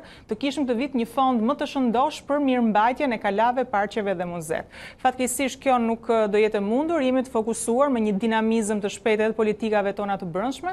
Duam që të promovojmë sa më shumë të bukurën e territorit tonë, të bukurën e të gjithë identitetit në muzet dhe në parqet tona, dhe duam që të shtojmë sa më shumë numrin e turistëve në këto site. Zonja Margariti, unë ju falenderoj që ishit në studion tonë për këtë bisedë. Faleminderit juve për ftesën. Qeveria paralajmëron situatë rënduar ekonomike. Sipas ministres së Financave, rënja ekonomike do të shkojë në 5%. Kjo situatë do të diktojë rritje të deficitit buxhetor dhe të borxhit publik. Rënja ekonomike këtë vit do t'i afrohet nivelit -5% sipas qeverisë shqiptare, diçka që mund të kërkojë një rritje të mëtejshme të deficitit buxhetor dhe rrjedhimisht të marrjes së borxhit. Ministra e Financave Anila Denaj bëri pasqyrimin e situatës së krizës shkaktuar nga pandemia gjatë raportimit në Komisionin e Ligjeve, ku diskutua huamarrja për 139.3 milion SDR nga FMN. Borxhi në valutën e fortë, një kombinim i 5 monedhave më të përdorura në botë, është i barabartë me 190 milion dollar. Shuma huas është 139.3 milion SDR dhe ka një norm bazë interesi në parim shkon të 4.5%. Maturimi huas është nga 3.5 vjet deri në 5 vjet. Nuk do të ketë një efekt të menjëhershëm të këtij fondi për një sektor të caktuar. Ai do të shkojë për të mbuluar në totalitet të diferencë të bilancit, por gjatë muajit qershor neve parashikojmë që të dalim me një platformë të rimëkëmbjes ekonomike për të gjithë sektorët. Sipas ministres, borxhi nga FMN nuk pritet të hidhet menjëherë në ekonomi apo në sektor specifik, por do të shërbejë në rast se nuk do të arrihet rezultati i pritshëm nga eurobondi i planifikuar për në qershor. Ne jemi duke u futur në procesin e eurobondit në muajin qershor, një proces i cili ka qenë i parashikuar për të situatës Covid. I vetmja diferencë do të ishte nëse kjo do të shtyhej, për arsye që tregjet financiare nuk do të sillnin atë produktivitet të daljes dhe emetimit që Republika e Shqipërisë do të kërkonte. Në raste të tillë, ne do të ishim detyruar që të ktheheshim nga kjo monedhë dhe të preknim atë. Përmes eurobondit, qeveria shqiptare do të kërkojë rreth 650 milion euro në bursat ndërkombëtare, me një afat maturimi prej 7 deri në 10 vjet. Megjithatë, pritshmëritë për ecurinë e ekonomisë shqiptare këtë vit dhe për atë botërore në përgjithësi mund të shtyjë investitorët të ofrojnë një normë të lartë interesi, duke e bërë këtë instrument të pafavorshëm. Komisioni i Ekonomisë dhe Financave i ka kërkuar qeverisë që të aprovojë një marrëveshje të re me Fondin Monetar Ndërkombëtar për të kapërcyer krizën ekonomike. Propozimi ka ardhur nga deputeti socialist Anastas Angjeli, sipas të cilit një opsion i tillë duhet të merret në konsiderant për të ringritur ekonominë e dëmtuar rënd nga tërmeti dhe pandemia. Është momenti që qeveria të mendojë për një lloj marrëveshje të re me Fondin Monetar Ndërkombëtar për vitet e ardhshme. Sa kohë që në këtë situatë që ndodhemi sot, Shqipëria ka vetëm marrëveshjen sipas artikullit 4 me me Fondin Monetar Ndërkombëtar. Por duke parë situatën ekonomike dhe veçanërisht financave publike, për të njëra që janë tërësisht, kryesisht, jo të faktorit brendshëm ekonomik, por të faktorit jashtëm, siç është fatkeqësia natyrore e tërmetit, si dhe ajo e pandemisë, dhe duke bërë dhe vlerësimin e deri tanishëm të gjendjes ekonomike dhe të financave publike, mbase ka ardhur koha që paralelisht me atë që ministria theksoi që në qershor do kemi një vlerësim të situatës dhe një rialokim të fondeve buxhetore, mendohet për një marrëveshje të re me Fondin Monetar. Qeveria shqiptare nuk ka nënshkruar ende marrëveshjet me bankat për linjën e dytë të garancisë sovrane. Kjo vonesë pengon bizneset që duan të aplikojnë për kredi për likuiditet dhe investime për rimëkëmbjen. Kur ka ngaluar 2 javë nga miratimi i vendimit të qeverisë për linjën e dytë të garancisë sovrane për kredi për bizneset, ajo ende nuk është vënë në zbatim. Burime nga sistemi bankar bëjnë me dije se qeveria nuk ka nënshkruar akoma marrëveshje me të gjitha bankat, duke penguar nisjen e aplikimeve nga sipërmarrjet. Kanë kaluar më shumë se 40 ditë nga paralajmërimi dhe akoma nuk kemi asgjë konkrete. Ndërkohë që do doja të kujtoja që vendet e tjera si Maqedonia kanë filluar të aplikojnë paketën numër 3 për bizneset, ku natyrisht lejohet kreditënia nga ana e bankave, ku jo vetëm paguhet interesi nga ana e qeverisë, por rreth 30% të shumës së marrë kredi mund të transferohet në grant dhe parat falen biznesit nga qeveria drejt për drejt.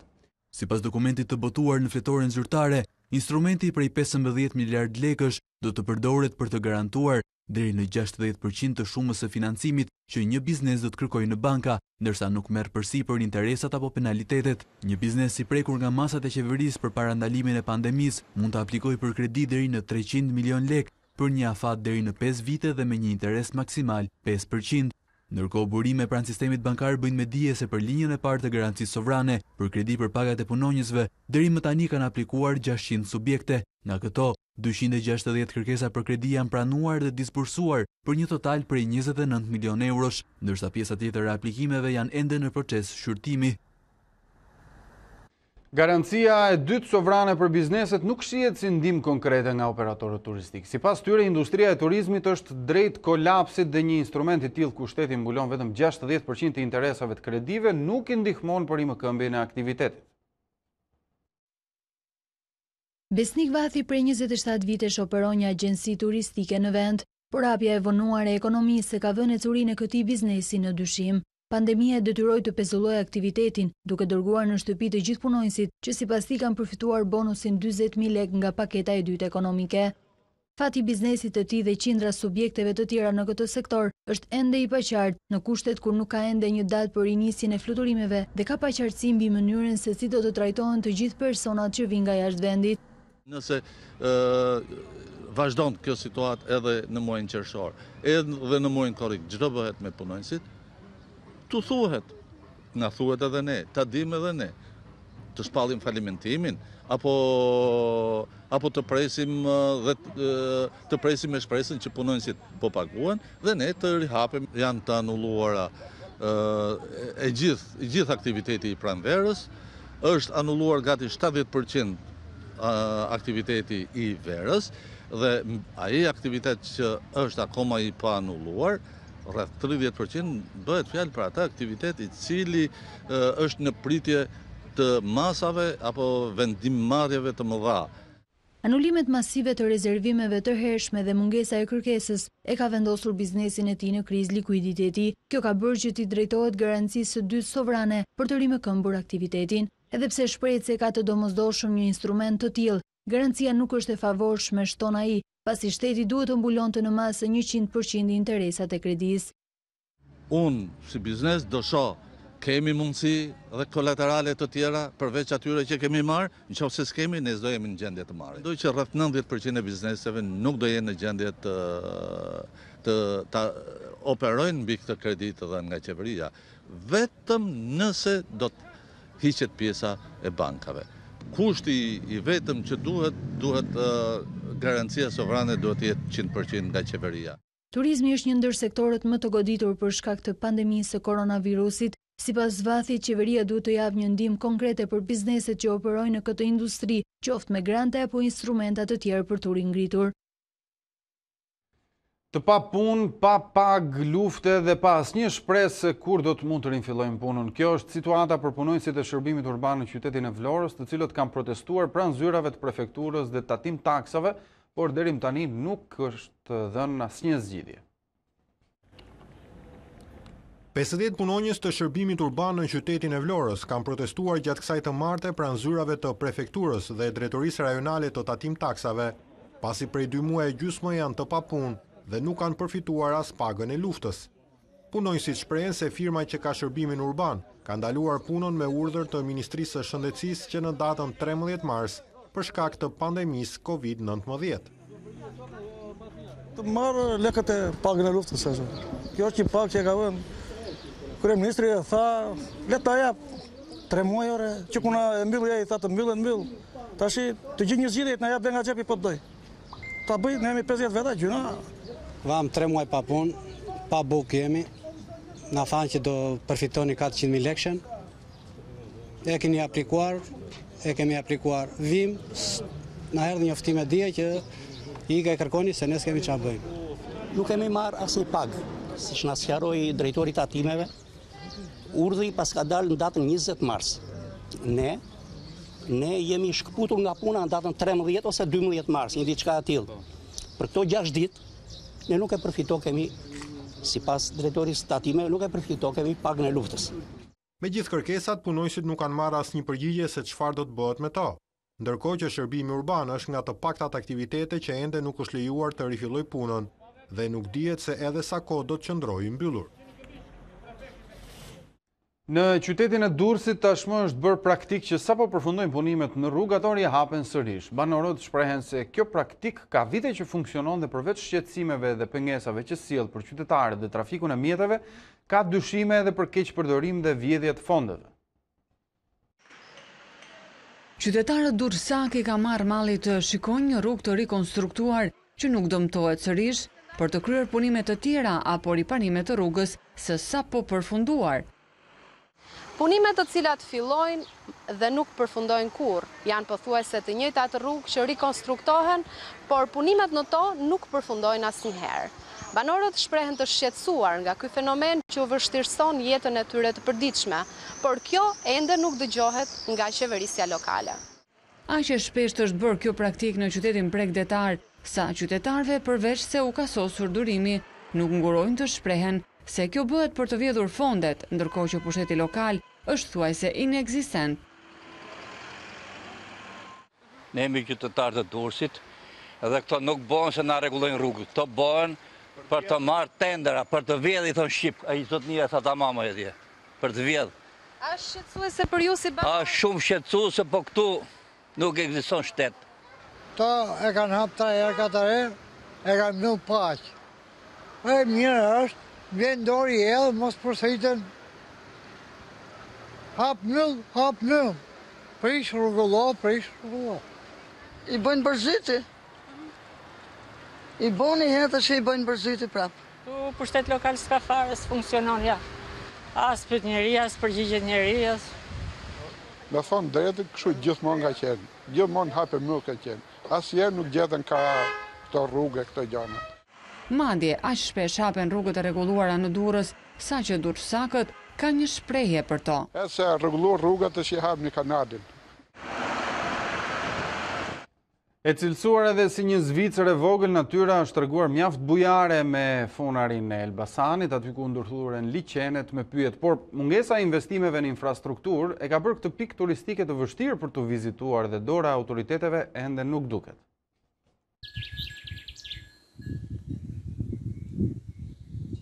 Ka gjithçka që mund të përkëdhel dhe shplodh syrin e një vizitori. Pishat, liçenet, gjelbërimin, ajrin e pastër, madje edhe tunelin.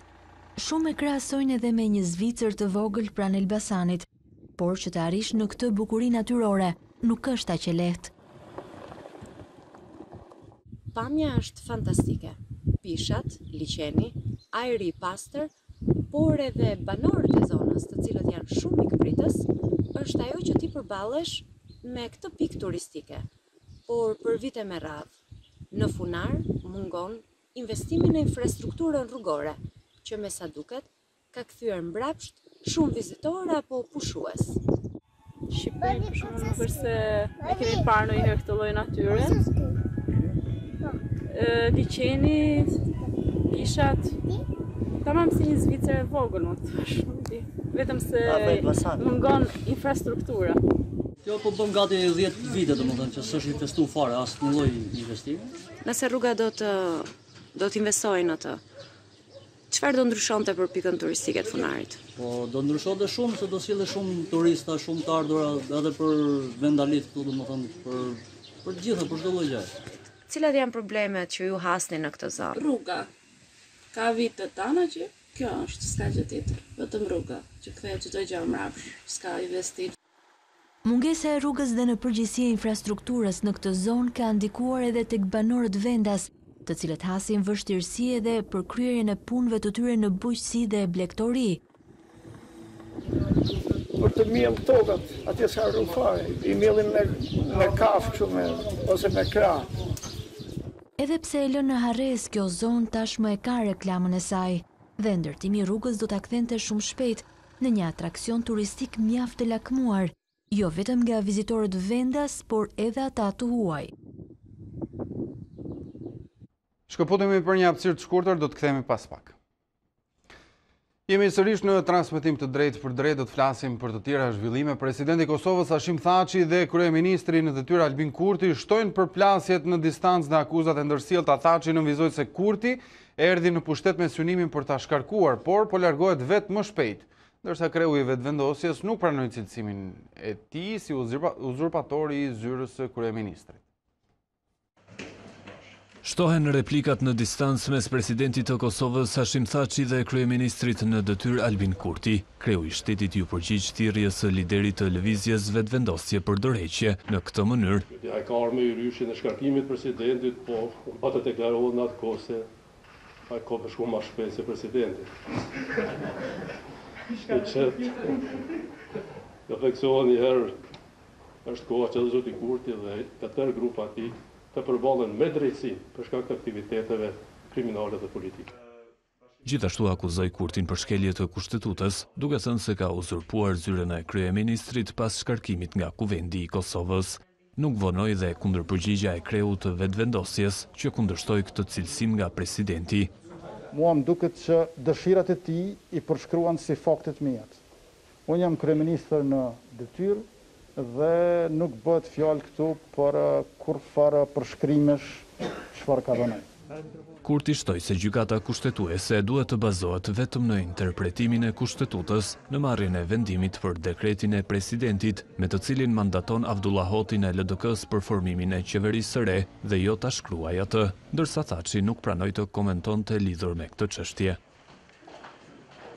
Mali i Zi hap kufijt për shtetet që kanë deri në 25 të infektuar për 100.000 banor, ndër të cilat edhe Shqipëria. Ai u bë vendi i parë në Europë i çliruar nga Covid-19. Serbia e kritikoi si të dëmshëm vendimin e Podgoricës për moshapjen e kufijve me të.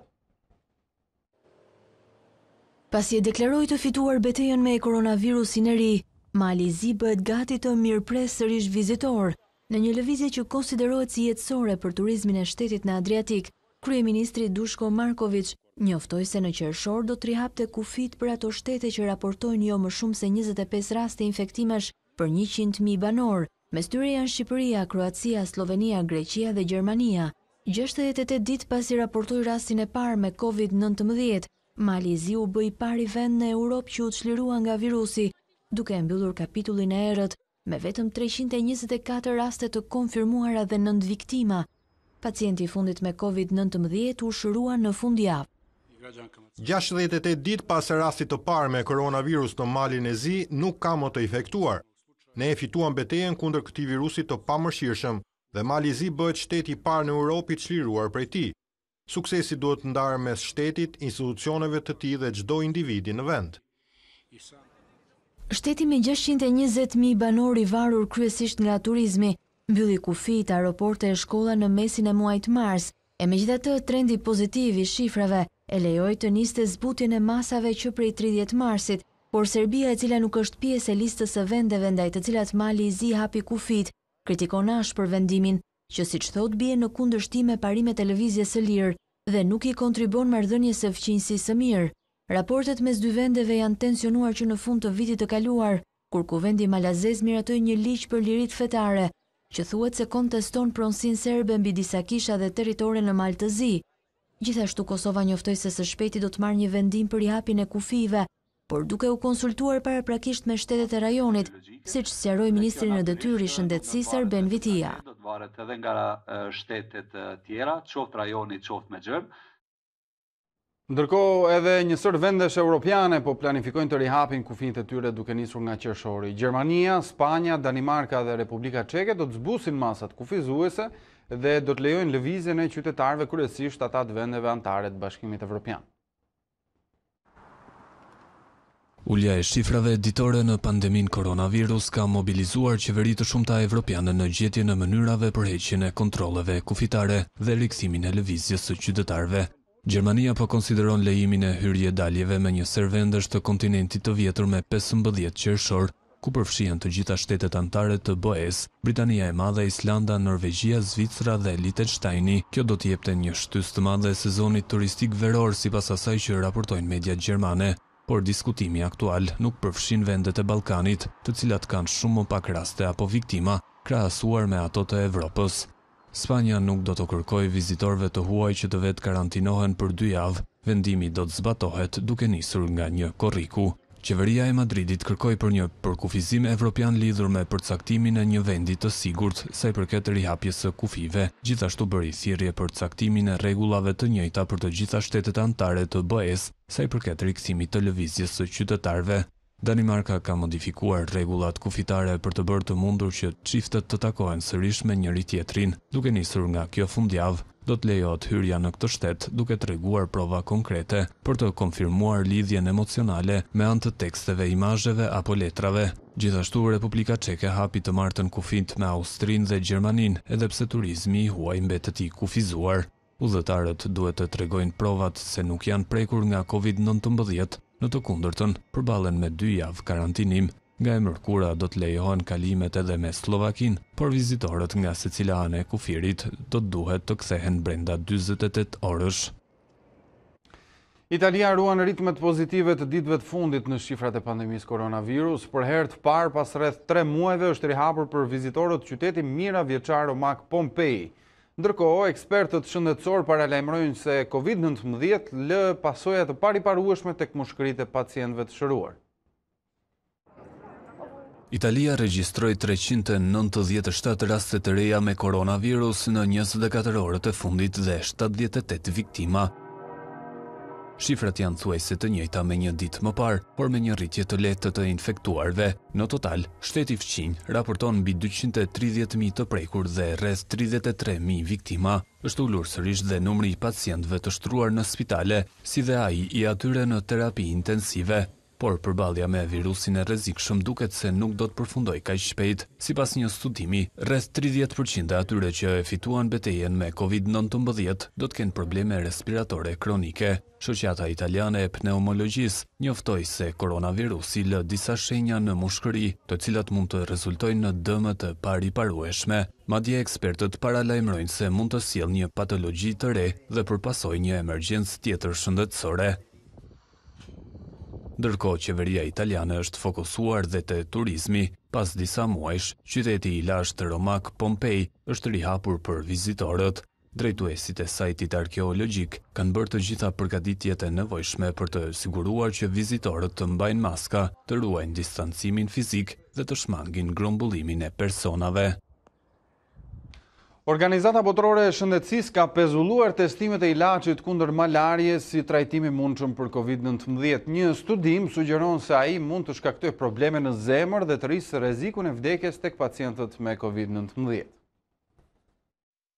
Promovoi nga presidenti amerikan Donald Trump, por edhe të tjerë si trajtim i mundshëm kundër koronavirusit, por Organizata Botërore e Shëndetësisë fashit entuziazmin. Në një njoftim, kreu i OBSH-s Tedros Adhanom Ghebreyesus tha se kishin pezulluar testimin klinik të ilaçit kundër malarias, hidroksiklorokinës, tek pacientët me COVID-19 për shkak të shqetësimeve të sigurisë. Vendimi u mor pasi një studim i fundit i publikuar në revistën shkencore The Lancet sugjeroi se ilaçi mund të shkaktonte probleme në zemër e mund të shtonte rrezikun e vdekjes tek pacientët me koronavirus. Njësër vendesh po testojnë hidroksiklorokinën për trajtimin e COVID-19 dhe disa ditë më parë, presidenti amerikan pohoi se po merrte nga një pilul çdo ditë për të parandaluar infektimin. Po marr ilaçin. Megjithatë të dielën kreu i shtëpisë së Bardhë deklaroi se nuk po e merrte më hidroksiklorokinën. Edhe më herët Organizata Botërore e Shëndetësisë ka rekomanduar që ilaçi të mos përdoret për trajtimin e pacientëve me koronavirus, pasi tek personat me probleme kardiovaskulare mund të rezultojë fatal. Por pavarësisht vendimit të OBSH-s për të pezulluar testimin, Brazili bëri të ditur se nuk do të tërheqë rekomandimin e tij për përdorimin e ilaçit. Presidenti Jair Bolsonaro, ashtu si Trump, ka folur shpesh për përfitimet e hidroksiklorokinës.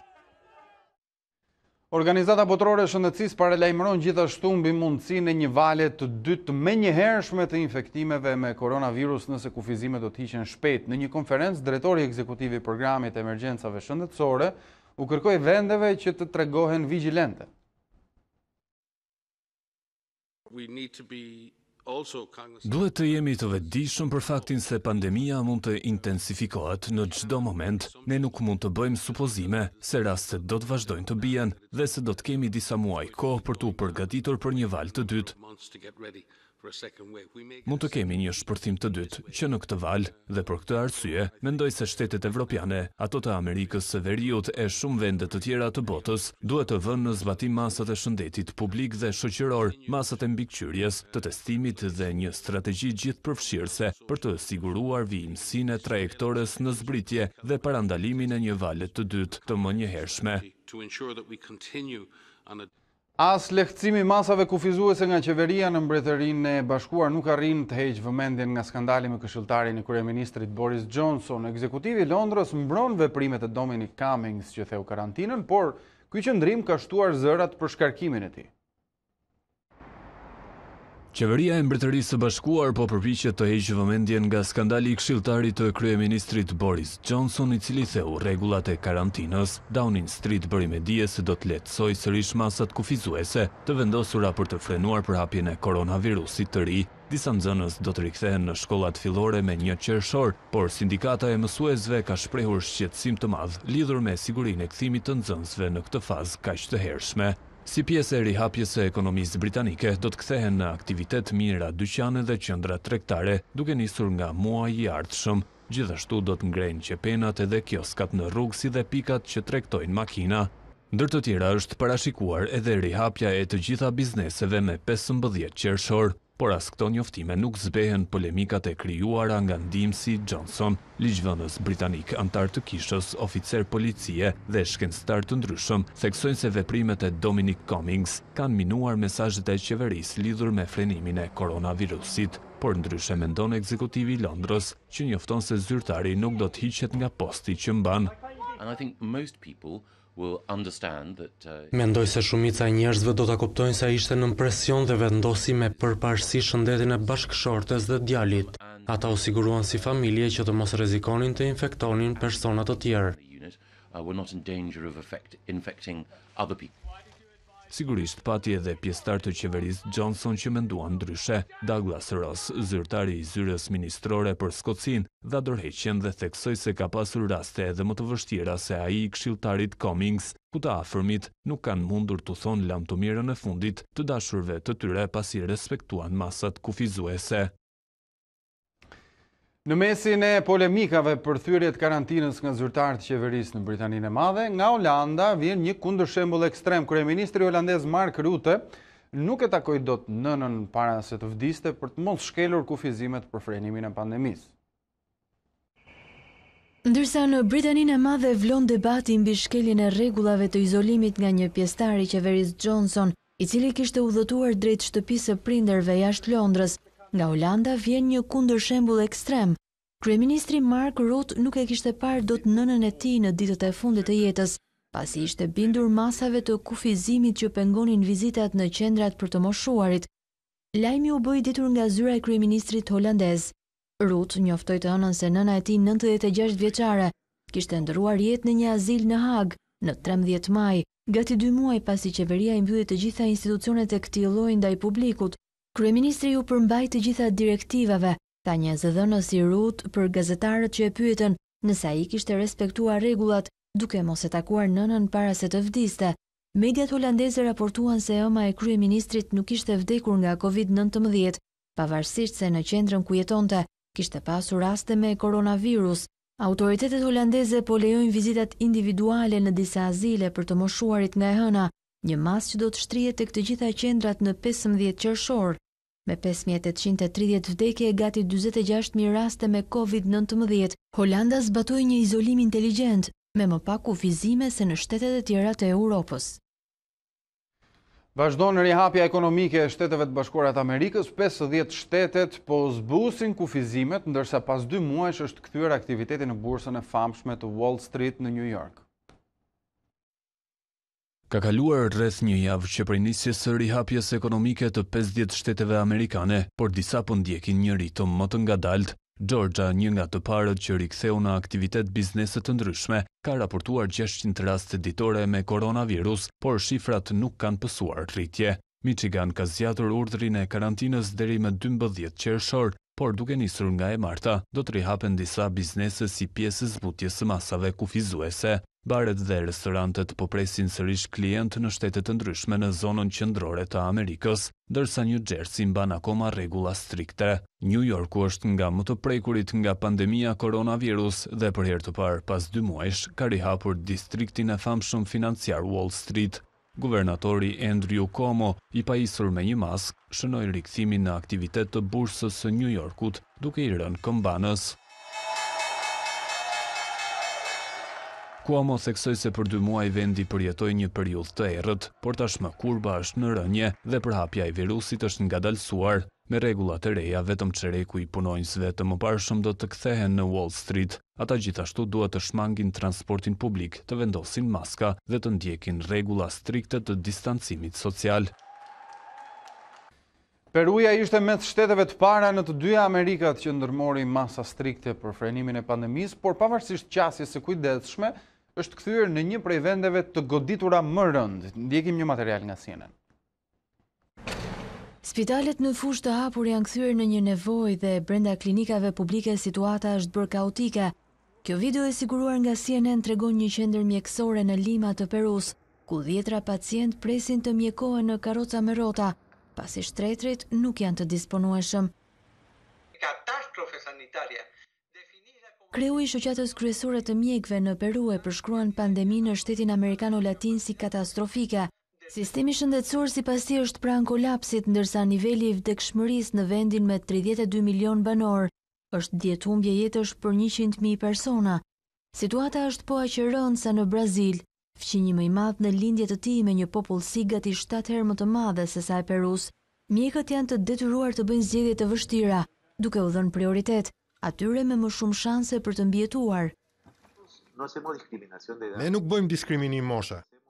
Ekipe infermierësh dhe doktorësh udhëtojnë vazhdimisht në zonat më të goditura, bashkë me kryeqytetin Lima, edhe rajoni i xhunglës dhe ai i verior janë kthyer në epiqendër të pandemisë. Është një mision i rrezikshëm, sipas shoqatës së mjekëve në Peru, më shumë se 30 pjesëtar të bluzave të bardha kanë humbur jetën nga virusi. Rjeti botror i qirave Airbnb e sheh veten në vështirësi. Anullimet e rezervimeve kanë bërë që shumë klientë të heqin pronët e tyre nga listat e këtij rjeti, ndërsa kompania bën me dije se aktualisht po shkurton 25% të stafit të saj. Biznesi Airbnb është në ditët e tij më të vështira për shkak të anullimit të rezervimeve në mbar botën, shkaktuar nga izolimi prej koronavirusit dhe pasigurisë për të ardhmen që ka sjellë kjo pandemi. Pronarët, të cilët kanë shtëpitë e tyre të pushimit të listuara në këtë rrjet, e kanë gjetur veten në një udhëkryq nëse duhet vazhdojnë të mbajnë këto prona, t'i heqin nga rrjeti, t'i shesin apo qoftë të shesin një pjesë të mobiljeve të përdorura për arredim për të paguar një pjesë të faturave. Amy Ofield dhe bashkëshorti i saj, pronar të një kabine pushimi në Galveston, Texas, thonë se tashmë e kanë nxjerrë në shitje pronën e tyre për shkak se gjithë rezervimet u anuluan dhe ajo dhe bashkëshorti patën shpenzime teje të larta për blerjen dhe arredimin e kësaj shtëpize. Shto faktin që i shoqi humbi vendin e punës dhe për momentin janë në krizë parash. Ndërkohë, vetë kompania Airbnb bën me dije se po shkurton stafin në masën 25%. Përfaqësues të rrjetit të qirave thonë se klientët e tyre po përballen me humbje të shumta si pasojë e anulimeve, ndërkohë që kostot e mirëmbajtjes apo kredite marra për blerjen e këtyre pronave janë teje të larta dhe shumë prej tyre kanë vendosur t'i heqin këto prona nga listat e kompanisë. Por ka edhe nga ata klientë të cilët po shtrëngojnë dhëmbët dhe po presin rikthimin në ditët e mira të tregut imobiliar. Shkëputemi për një hapësirë të shkurtër, kthehemi pas pak. Jemi rikthyer në pjesën e tretë të ditarit mbrëmjes këtu në A2 CNN, një bisedë fokusuar tek e ardhmja, jo tek e shkuara. Kështu u shpreh ambasadori amerikane Yuri Kim në përfundim të takimit me kryedemokratin Lulzim Basha. Ajo rikujtoi nevojën që liderët politik të mbajnë angazhime të paraqytetarëve shqiptar për të mbyllur reformën brenda 31 majit. 45 minuta për të shënuar një marrëdhënie të re. Takimin që zhvilloi me Lulzim Bashën në selinë e Partisë Demokratike, ambasadori amerikane jo pa dashje e orientoi nga e ardhmja, si për të lënë mënjan një të shkuar që jo gjithmonë ka qenë e lehtë me Selis Blu dhe rrugës e Elbasanit. Në leximin e Yuri Kim, e ardhmja ka një afat të afërt. Our discussion was firmly focused on the future, not the past. Diskutimi ynë ishte i vendosur për të ardhmen dhe jo për të shkuarën, veçanërisht folëm për rëndësinë se si udhëheqësit shqiptar duhet të përmbushin pritshmëritë e popullit, sikurse e kanë premtuar për të përfunduar reformën zgjedhore deri më 31 maj. Ky nuk është një afat kohor që e ka vendosur ambasada e Shteteve të Bashkuara ose ndonjë faktor tjetër i jashtëm. Ky është një afat kohor që e kanë përcaktuar mbi veten e tyre vetë udhëheqësit. Për nga përkufizimi, opozita ka një punë shumë të vështirë përpara, por ndihem shumë e inkurajuar nga diskutimi që kemi zhvilluar këtë pasdite dhe pres me kënaqësi për rezultatet. Garancit që kërkonte kryedemokrati i dha edhe në publik. Organizimi i zgjedhjeve të lira dhe të ndershme është prioriteti absolut i Partisë Demokratike, i opozitës bashkuar dhe i gjithë shqiptarëve. Ne jemi të vendosur të bëjmë gjithçka për t'ju garantuar shqiptarëve mundësinë që t'i drejtohen një orë më parë kutive të votimit dhe të zgjedhin me votën e tyre të lirë, të pandikuar nga bandat kriminale, të pandikuar nga shitblerja e votës, të pandikuar nga parat e korrupsionit, qeverinë e tyre. Jemi të vendosur për këtë betejë dhe do të bëjmë gjithçka që brenda 31 majit, një afat që ne ja kemi kërkuar dhe ja kemi vendosur kësaj mazhorance, reformat këtë përfunduar. Në komunikimin e shkurtër me gazetarët, diplomatia amerikane dhe kreu i opozitës shmangën komentet për reformën në drejtësi, që me sa duket për ambasadën e Shteteve të Bashkuara është një çështje e mbyllur. Rikthimi i opozitës në dialogun për reformën zgjedhore shtoi edhe optimizmin për arritjen e një konsensusi mes palëve që deri pak më parë duke i pamundur. Socialistët i pranuan demokratëve 3 propozime, ndonse 2 prej tyre duhen ende detajuar. Çfarë mbetet në tryezë janë gjithsesi disa nga temat më delikate për të cilat mungon dakordësia. Rikthimi në tryezën e dialogut për reformën zgjedhore pas shkëputjes së solli shembja e teatrit kombëtar, opozita jashtëparlamentare shoqëroi me 3 propozime konkrete. Ndërto, ai që zhvendos zgjedhjet në pranverë ose në vjeshtë dhe që u pranua. Sipas PD-s, për të shmangur problemet me turizmin, presidenti duhet të vendosë datën e zgjedhjeve nga 15 prilli në 15 maj ose 15 tetori deri në 15 nëntor. Në këtë ritëm kompromisi duket në rrugë të mbarë, ndonse mund të kapërcej fundin e muajit. Su kap 31-shi edhe pak ditë më shumë nuk është ky themeli. E rëndësishme është që palët të punojnë intensivisht, mos gjenë justifikime për të larguar nga tryeza bisedimeve dhe të vazhdojmë me këtë ritëm dhe me këtë frym, siç diskutuam sot, për të vazhduar dhe me temat e tjera dhe të shpresojmë që të kemi një kompromis të mundshëm për gjitha çështjet e tjera në përrejta që kemi të vëllë. Edhe propozimi tjetër i opozitës jashtëparlamentare që parashikon reduktimin e fondeve të dhëna nga privatët për fushatën elektorale dhe rritjet e atyre shtetërore ka dakordsinë e socialistëve. Detajet për shifrat dhe nëse do të lejohen të përfitojnë koncensione bizneset që financojnë partitë do të përcaktohen në ditët në vijim. Temat më të nxehta, megjithatë i përkasin mbledhjes së të njëjtës. Janë masa që rregullojnë rolin e organeve ligjzbatuese, policisë, prokurorisë, spakut në veçantë, në goditjen e krimit zgjedhor. 90% e ndryshimeve që propozohet të bëhen kryesisht të karakterit teknik kanë dakordsim mes palëve. Pjesa tjetër, si depolitizimi i administratës apo ligji zgjedhor, duket se do të marrin më shumë kohë. Kur pa të zbehen shanset e ndryshimit të sistemit zgjedhor, Ditari propozoi ndryshim të ligjit për referendumet. Dua t'i bëj thirrje edhe një herë zoti Lulzim Basha, bashkë me Partinë Demokratike, që të mbështesin këto dy propozimet, mos i zhgënjeni demokratët shqiptar, sepse nuk është më koha të merremi me pazare dhe me marrëveshjat. Ky propozim u kalua në heshtje nga përfaqësuesit e partive të tjera. Presidenti Meta akuzoi ndërkombëtarët për pazar me reformën në drejtësi, duke publikuar disa mesazhe që i kanë mbërritur nga diplomat në Tiranë. Reagoi ambasada amerikane që pranon se ka papërsosmëri, por kërkon nga shqiptarët të mos humbasin përqendrimin dhe të ecin përpara bashkë me reformën në drejtësi. Ambasada amerikane vazhdoi të mbrojë reformën në drejtësi edhe pasi presidenti Meta publikoi disa mesazhe të diplomatëve që ngrin pikpyetje mbi pavarësinë e saj prej politikës. Reforma është e dhimbshme, e ngadalt, e papërsosur, por është e nevojshme. Reforma në drejtësi po ecën përpara dhe duhet të vazhdojë, në mënyrë që Shqipëria të bëhet anëtare e plotë e familjes europiane. E gjithë ambasada e Shteteve të Bashkuara të Amerikës do të vijojë të mbështesë synimin e popullit shqiptar. Ne nuk duhet të humbasim përqendrimin, ne nuk duhet të çorientohemi. Papërsosmërinë për të cilën flet ambasada amerikane, presidenti Meta e quajti pazar, kur nga Studio Opinion publikoi disa mesazhe që tha se stafi i tij e ka marrë nga diplomat që punojnë në Tiranë. Ato i referohen periudhës së debatit mbi gjykatën kushtetuese, kur presidenti nuk pranoi betimin e Arta Vorpsit, duke kërkuar pezullimin e procedurës, ndërsa më pas dekretoi në të njëjtin pozicion Marsida Xhaferllarin. Mirëmëngjes Beni. I takova kolegët e mi amerikanë dhe të BE dhe më pas folëm me Ramën. Bashkimi Evropian dhe Shtetet e Bashkuara nuk e mbështesin pozicionin e presidentit mbi pezullimin. Ata besojnë se Arta Vorpsi tashmë është e emëruar për shkak të mekanizmit zhbllokues. Gjithsesi Rama ra dakord që Marsida Xhaferllari duhet të jetë në listën e presidentit për emërimin tjetër. Rama nuk do të përpiqet që ta bllokojë atë. Sipas presidentit, to mesazhe janë prova se ndërkombëtarët kanë qenë palë me kryeministrin, ndërsa reforma në drejtësi është kthyer në pazar. Edhe pse presidenca ishte kujdesur ta fshinte me stilolaps në mesazhet e publikuara mbrëmjen e së hënës, shquhej qartë edhe emri ambasadës gjermane. Mesazhet e mbërritura në adresë të kreut të shtetit datonin në kohën kur në gjykatën kushtetuese zhvillohej betejë mes Arta Vorpsit dhe të zgjedhurës së presidentit Marsida Xhaferllari.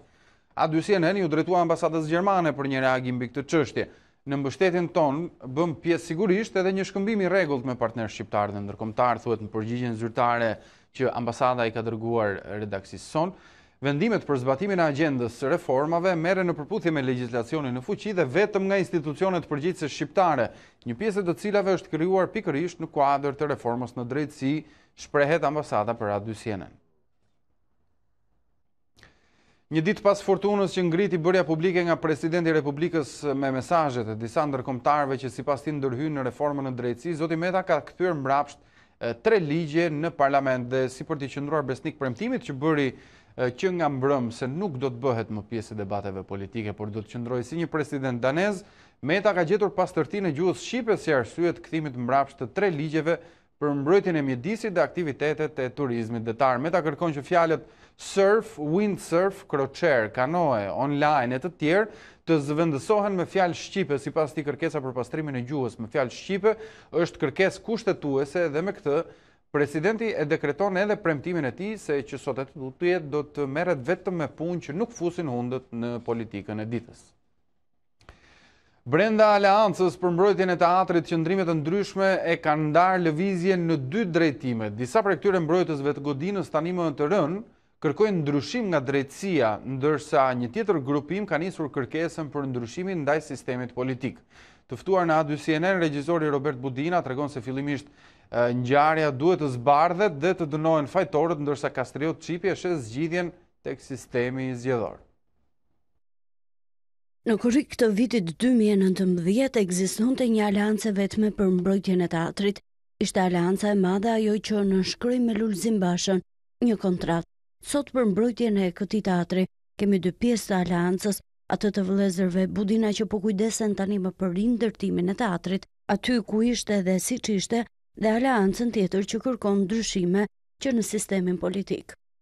Ne jemi përpjekur të bëjmë maksimumin që ngjallim besimin e njerëzit, duke investuar personalisht për idetë që ne kishim dhe duhet të legjitimohesh në kërkesat që bën. Ne në kërkesën për të mbrojtur teatrin kombëtar besoj u legjitimuam sepse ndenjëm për ditë, u përleshëm me policinë dhe i mbrojtëm idetë tona deri në fund. Ne jemi në një shtet terrorist, ne u sulmuam, u tentuat na vrisnin. Kam përshtypjen se duhet zbardhim një herë fillimisht këtë dhe të mos ta kalojmë hije këtë sikur s'ndodhi asgjë, sikur jemi në një shtet normal, duhet të vërtetojmë se gjithë ata që marrin këto iniciativa, qoftë edhe ne që jemi këtu, jo thjesht për të bërë faktor dhe protagonist apo për të kapur në një llokëm diku që nuk e di se si mund vi, por mbi të gjitha duhet të vërtetojmë me qytetarinë tonë që ne kemi pastërtisht.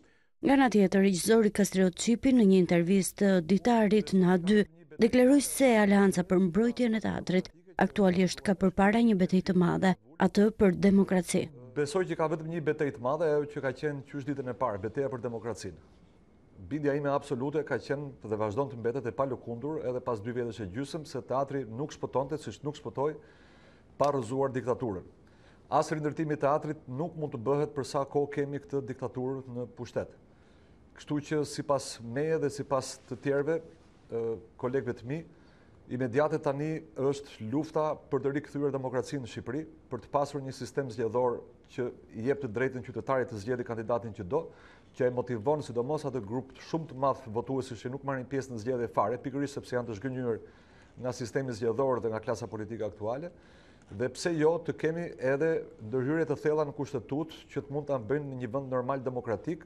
Por nuk e përjashtoj fare dëshirën e njerëzve për ta bërë më mirë Shqipërinë, edhe për të dhënë këto ide, thjesht që mendoj që në këtë moment ajo që është shumë e rëndësishme është që ne të mblidhemi gjithë së bashku, të rikthejmë teatrin kombëtar, të detyrojmë të tërhiqet këtë qeveri dhe kështu kemi hapur rrugën për të kërkuar edhe ide të tjera që pasojnë pas kësaj. Pra ndërsa një pjesë e aleancës kërkon të rindërtojë një lloj ndërtesë në shembur dhe që pret ndryshim nga drejtësia, pjesëtarë të tjerë të asaj çka ishte dikur një aleancë vetme kërkojnë që ndryshimi të vijë nga politika.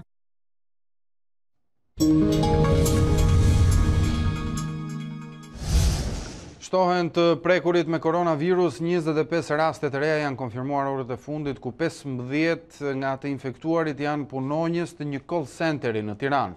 Ndërkohë, një tjetër viktim është shënuar mëngjesin e kësaj të marte, ku një 69 vjeçar nuk ka mundur të dalë nga terapia intensive tek infektivi. Ashtu si që pritej, pas hapjes fundi maj do të shënonte rritje të prekurve nga koronavirusi. Edhe 25 persona kanë dalë pozitiv pas testimit në laboratorin e virologjisë. Thuajse të gjitha rastet e reja janë në Tiranë dhe pjesa më e madhe punonjës në një call center. Në 24 orët e fundit ka një rritje të numrit të prekurve, të lidhura me kontakte të rasteve të mëparshme pozitiv, por edhe vatra të reja në Tiranë. Janë testuar 173 qytetarë si të dyshuar të prekur me COVID-19 dhe janë konfirmuar 25 raste pozitive. Më konkretisht, janë 24 të prekur në Tiranë dhe 1 në Durrës, pjesa më e madhe me shenja klinike të sëmundjes. Ndë rastet e reja, janë 15 të prekur në një call center, kontaktet të një rasti pozitiv të identifikuar 2 ditë më parë. Ndërkohë edhe një pacient tjetër nuk ka mundur të mbjetoj komplikacioneve që i shkaktoi COVID-19.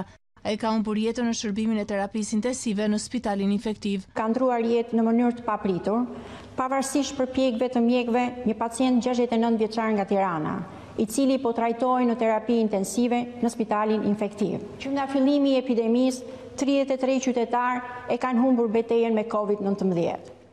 Epidemiologët bëjnë të ditur se është rritur numri të shtruarve në spitalin infektiv. Aktualisht po trajtohen 17 pacientë, nga të cilët 3 ndodhen në terapi intensive. Ndërkohë në të gjithë vendin janë të sëmurë aktiv me COVID-19 193 persona. Në 1 qershor fëmijët rikthehen në kopshte dhe çerdhe, por me rregullat e pandemisë. Komiteti teknik ka vendosur hapjen e këtyre institucioneve në 1 qershor, por dhe protokollet e masave gjatë qëndrimit të fëmijëve në kopshte. Antarët e komitetit tregojnë për situatën epidemike në vend, ndërsa kërkojnë respektimin e masave pasi virusi është ende në qarkullim. Ditën e parë të qershorit do të riapen kopshtet dhe çerdhet. Hyrja e fëmijëve, qëndrimi në grupe, ushqimi dhe deri tek fjetja do të bëhen me rregulla të reja. Gjatë mbledhjes së Komitetit Teknik, Ministri i Shëndetësisë kërkoi nga prindrit dhe edukatorët të zbatojnë të gjitha protokollet e higjienës dhe distancimit fizik për të mbrojtur shëndetin e fëmijëve. Strategjia e hapjes do të vijojë sipas fazave që ne kemi vendosur, do të vijojë me hapjen e çerdheve dhe kopshteve nga data 1 qershor, ku protokolli për sa i përket masave të sigurisë është miratuar dhe është shpërndar për të parë përgatitur për datën 1 qershor. Sipas ministres Manastriliu, faza e dytë e rihapjes do të vijojë me sezonin turistik, por sipas saj nuk duhen anashkaluar masa dhe rregullat e reja, pasi virusi është ende në qarkullim. Ndërsa shefja e Departamentit të Sëmundjeve Infektive Silva Bino ka një mesazh veçanërisht për të rinjt. Transmetueshmëria e sëmundjes vazhdon të mbetet e lartë, pavarësisht sepse në vendin ton nuk kemi qarkullim të dëndur, por Tirana vazhdon të mbetet një zonë e cila jo vetëm ka raste, po ka dhe transmetim në komunitetet të ndryshme të popullatës, prandaj duhet jemi të kujdesshëm. Gjatë mbledhjes së Komitetit Teknik, shefja e shërbimit infektiv Najada Çomo tregon për situatën dhe rastet e rënda në spital. Situata në shërbimin infektiv paraqetet me numër më të ulur personash të shtruar, megjithatë duhet të jemi realist që personat që janë të shtruar janë në gjendje jo të mirë nga ana shëndetësore, duke pasur parasysh që brenda kësaj jave, pra brenda 3 ditëve, ne kemi 2 humbje jete, që do të thotë 2 humbje jete tregojnë për vazhdimin e gravitetit të sëmundjes. Ndërsa infeksionisti Tritan Kalo u bën thirrje qytetarëve për të respektuar sjelljen e re, pasi betejë me COVID-19 nuk ka mbaruar. Jemi në rrugë sipër në përballje me këtë infeksion, prandaj masat e vetë ndërgjegjësimit për kujdesin ndaj vetes, ndaj higjienës, ndaj ushqyerjes, rihidrimit dhe gjithçka tjetër mbeten fuqi për sot, nesër dhe në të ardhmen.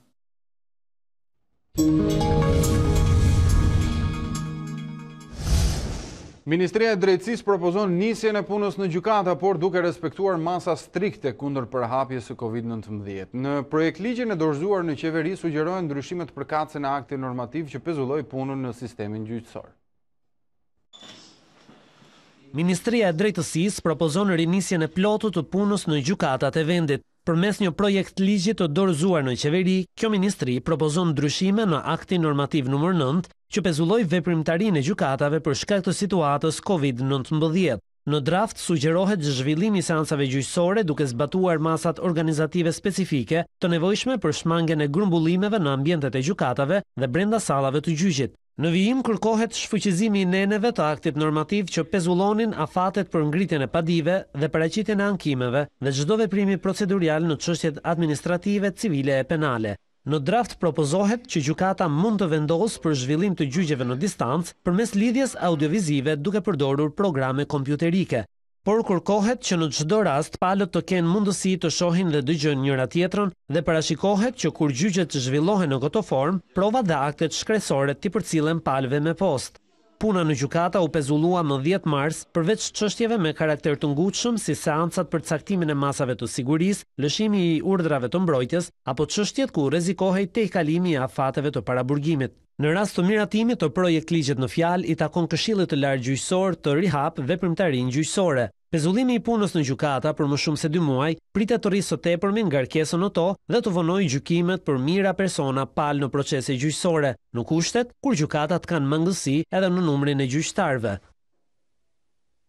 Organizata e Kombeve të Bashkuara kërkon sqarime nga qeveria shqiptare për deportimin e 2 shtetasve turq nga Shqipëria. Harun Çelik dhe Selami Simsek u larguan nga aeroporti i Rinasit, ndërsa OKB adresoi disa pyetje ndaj qeverisë lidhur me rastin pasi dyshohet se janë shkelur të drejtat e njeriut. OKB ka adresuar disa pyetje qeverisë shqiptare për arrestimet dhe ekstradimet e dyshuara si të palishme ndaj shtetasve turq Çelik e Simsek. Ekstradimi me aksion policor në orët e para të mëngjesit të datës 1 janar u kritikua nga opozita por dhe nga Brukseli, kur 2 shtetasit turq, njëri prej të cilëve mësues, u deportuan nga aeroporti i Rinasit. Me anë të një komunikimi zyrtar përcjell qeverisë shqiptare me 20 mars nga grupi i punës së OKB-s, raportuesi i posaçëm i mbrojtjes së të drejtave të njeriut kërkon informacion mbi dëbimin e Harun Çelik në Turqi dhe rrezikun që ekziston për zhdukjen e Selami Simsek dhe dëbimin e tij të paligjshëm drejt Stambollit. Sipas OKB-s, 2 personave u shmohuar e drejta e mbrojtjes ligjore, por dhe aplikimi i tyre për azil. Gjithashtu Kombet e Bashkuara kërkojnë dhe bazën ligjore sipas së cilës është bërë largimi i tyre. Komunikimi zyrtar përcjell qeverisë shqiptare nga organet për të drejtat e njeriut mbi shtetasit turq, pason vendimin e ndërmjetëm të Komitetit për të drejtat e njeriut të datës 9 janar 2020. Sipas atij vendimi, qeverisë shqiptare i kërkoi të mos e kthejë Selami Simsek në Turqi, deri në marrjen e një vendimi përfundimtar mbi këtë rast nga ky komitet.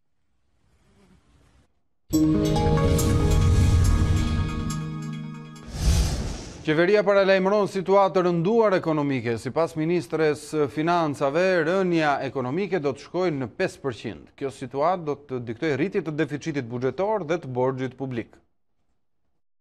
Rënja ekonomike këtë vit do t'i afrohet nivelit -5% sipas qeverisë shqiptare, diçka që mund të kërkojë një rritje të mëtejshme të deficitit buxhetor dhe rrjedhimisht të marrjes së borxhit.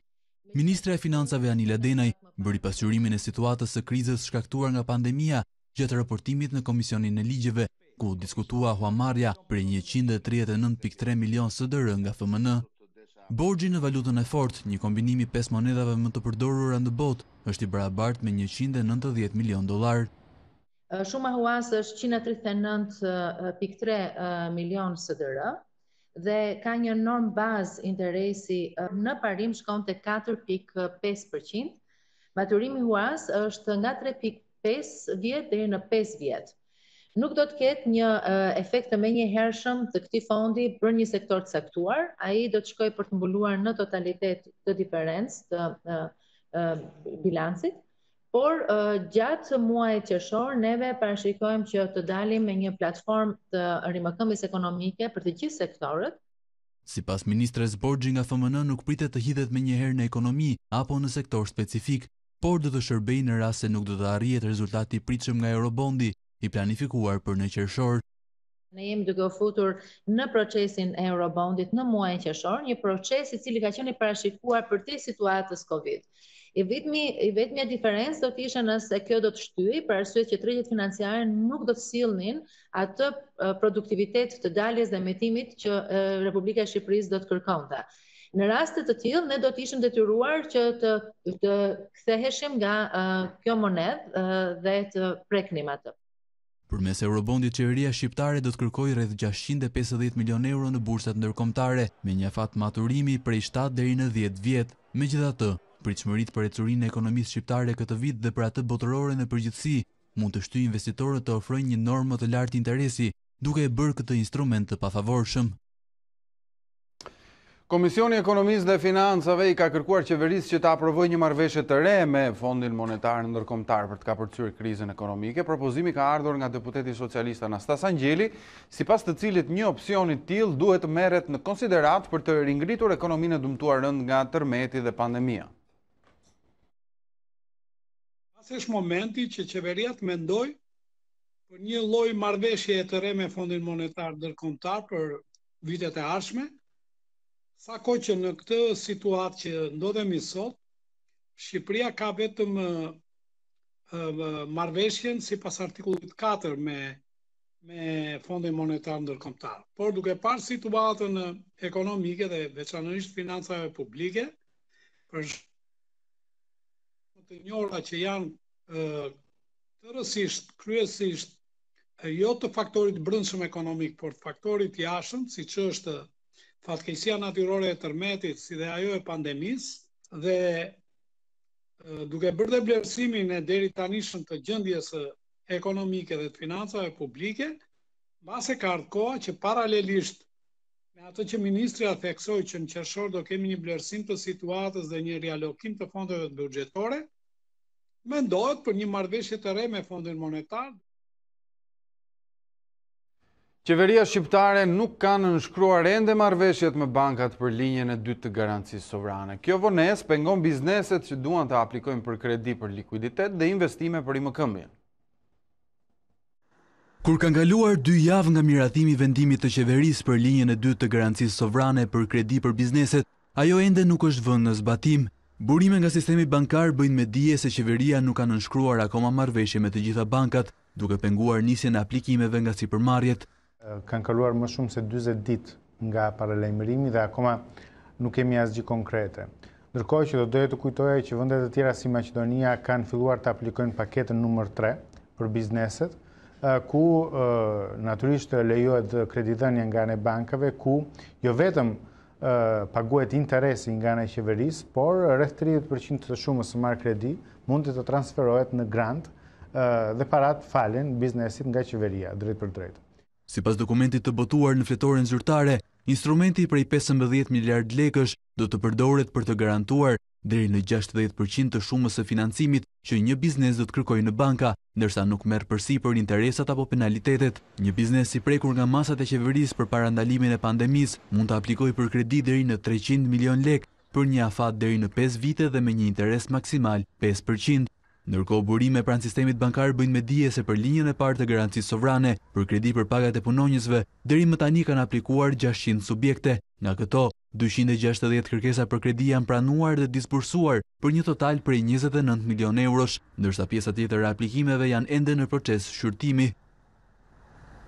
Garancia e dytë sovrane për bizneset nuk shihet si ndihmë konkrete nga operatorët turistik. Sipas tyre, industria e turizmit është drejt kolapsit dhe një instrument i tillë ku shteti mbulon vetëm 60% të interesave të kredive nuk i ndihmon për rimëkëmbjen e aktivitetit. Besnik Vathi prej 27 vitesh operon një agjenci turistike në vend, por hapja e vonuar e ekonomisë ka vënë ecurinë e këtij biznesi në dyshim. Pandemia e detyroi të pezullojë aktivitetin, duke dërguar në shtëpi të gjithë punonjësit që sipas tij kanë përfituar bonusin 40.000 lekë nga paketa e dytë ekonomike. Fati i biznesit të tij dhe qindra subjekteve të tjera në këtë sektor është ende i paqartë në kushtet kur nuk ka ende një datë për rinisjen e fluturimeve dhe ka paqartësi mbi mënyrën se si do të trajtohen të gjithë personat që vinë nga jashtë vendit. Nëse vazhdon kjo situatë edhe në muajin qershor, edhe në muajin korrik, çdo bëhet me punonjësit, tu thuhet, na thuhet edhe ne, ta dim edhe ne, të shpallim falimentimin, apo të presim dhe të presim me shpresën që punonjësit po paguhen dhe ne të rihapim. Janë të anulluara e gjithë aktiviteti i pranverës, është anulluar gati 70% aktiviteti i verës dhe ai aktivitet që është akoma i pa anulluar, rreth 30% bëhet fjalë për ata aktivitet i cili është në pritje të masave apo vendimmarrjeve të mëdha. Anulimet masive të rezervimeve të hershme dhe mungesa e kërkesës e ka vendosur biznesin e tij në krizë likuiditeti. Kjo ka bërë që t'i drejtohet garancisë së dytë sovrane për të rimëkëmbur aktivitetin. Edhe pse shprehet se ka të domosdoshëm një instrument të tillë, garancia nuk është e favorshme, shton ai, pasi shteti duhet të mbulonte në masë 100% interesat e kredisë. Unë, si biznes, do shoh, kemi mundësi dhe kolaterale të tjera përveç atyre që kemi marrë, nëse s'kemi, ne s'do jemi në gjendje të marrë. Mendoj që rreth 90% e bizneseve nuk do jenë në gjendje të operojnë mbi këtë kredit dhe nga qeveria, vetëm nëse do të hiqet pjesa e bankave. Kushti i vetëm që duhet garancia sovrane duhet të jetë 100% nga qeveria. Turizmi është një ndër sektorët më të goditur për shkak të pandemisë së koronavirusit. Sipas Vathit, qeveria duhet të japë një ndihmë konkrete për bizneset që operojnë në këtë industri, qoftë me grante apo instrumenta të tjerë për tu ringritur. Të pa punë, pa pag lufte dhe pa asnjë shpresë se kur do të mund të rifillojnë punën. Kjo është situata për punonjësit e shërbimit urban në qytetin e Vlorës, të cilët kanë protestuar pranë zyrave të prefekturës dhe tatim taksave, ku deri më tani nuk kanë marrë asnjë zgjidhje. 50 punonjës të shërbimit urban në qytetin e Vlorës kanë protestuar gjatë kësaj të marte pranë zyrave të prefekturës dhe drejtorisë rajonale të tatim taksave, pasi prej 2 muaj e gjysmë janë të papunë dhe nuk kanë përfituar as pagën e luftës. Punonjësit shprehen se firma që ka shërbimin urban ka ndaluar punën me urdhër të Ministrisë së Shëndetësisë që në datën 13 mars për shkak të pandemisë COVID-19. Të marrë lekët e pagën e luftës. Kjo është një pagë që e ka vënë kryeministri, tha le ta jap 3 muaj ore, që kuna e mbyll ai, tha të mbyll. Tashi të gjithë njerëzit na jap nga xhepi po doj. Ta bëj, ne jemi 50 veta gjuna. Vam 3 muaj pa punë, pa bukë jemi. Na thanë që do përfitoni 400.000 lekëshën. E kemi aplikuar. Vim, na erdhi njoftim e dje që i ka kërkoni se ne s'kemi çfarë bëjmë. Nuk kemi marrë asnjë pagë, siç na sqaroi drejtori i tatimeve. Urdhri pas ka dalë në datën 20 mars. Ne jemi shkëputur nga puna në datën 13 ose 12 mars, një diçka e tillë. Për këto 6 ditë ne nuk e përfitokemi, sipas drejtorisë së tatimeve, nuk e përfitokemi pagën e luftës. Me gjithë kërkesat, punonjësit nuk kanë marrë asnjë përgjigje se çfarë do të bëhet me to. Ndërkohë që shërbimi urban është nga të paktat aktivitete që ende nuk është lejuar të rifillojë punën dhe nuk dihet se edhe sa kohë do të qëndrojë mbyllur. Në qytetin e Durrësit tashmë është bërë praktik që sa po përfundojnë punimet në rrugë, ato rihapen sërish. Banorët shprehen se kjo praktik ka vite që funksionon dhe përveç shqetësimeve dhe pengesave që sjell për qytetarët dhe trafikun e automjeteve, ka dyshime edhe për keq përdorim dhe vjedhje të fondeve.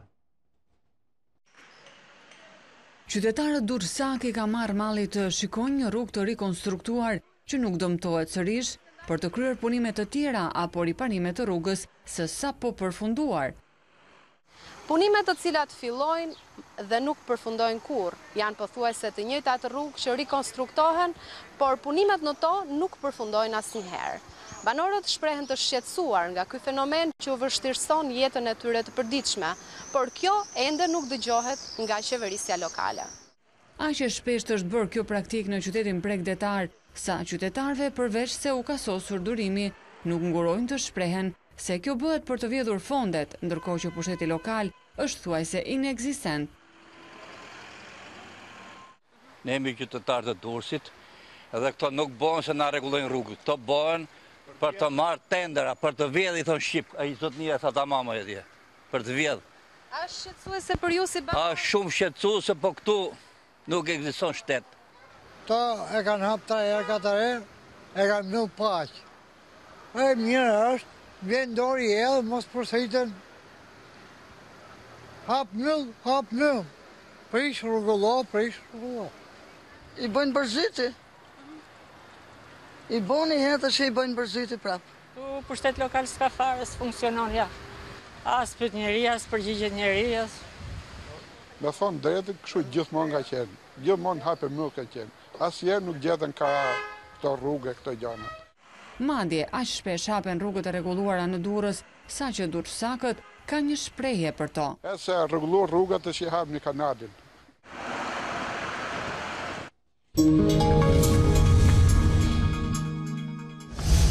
Presidenti i Kosovës Hashim Thaçi dhe kryeministri në detyrë Albin Kurti shtojnë më tepër plasjet në distancë dhe akuzat e ndërsjellta. Thaçi nënvizoi se Kurti erdhi në pushtet me synimin për ta shkarkuar, por po largohet vetë më shpejt, ndërsa kreu i vetëvendosjes nuk pranoi cilësimin si uzurpatori i zyrës së kryeministrit.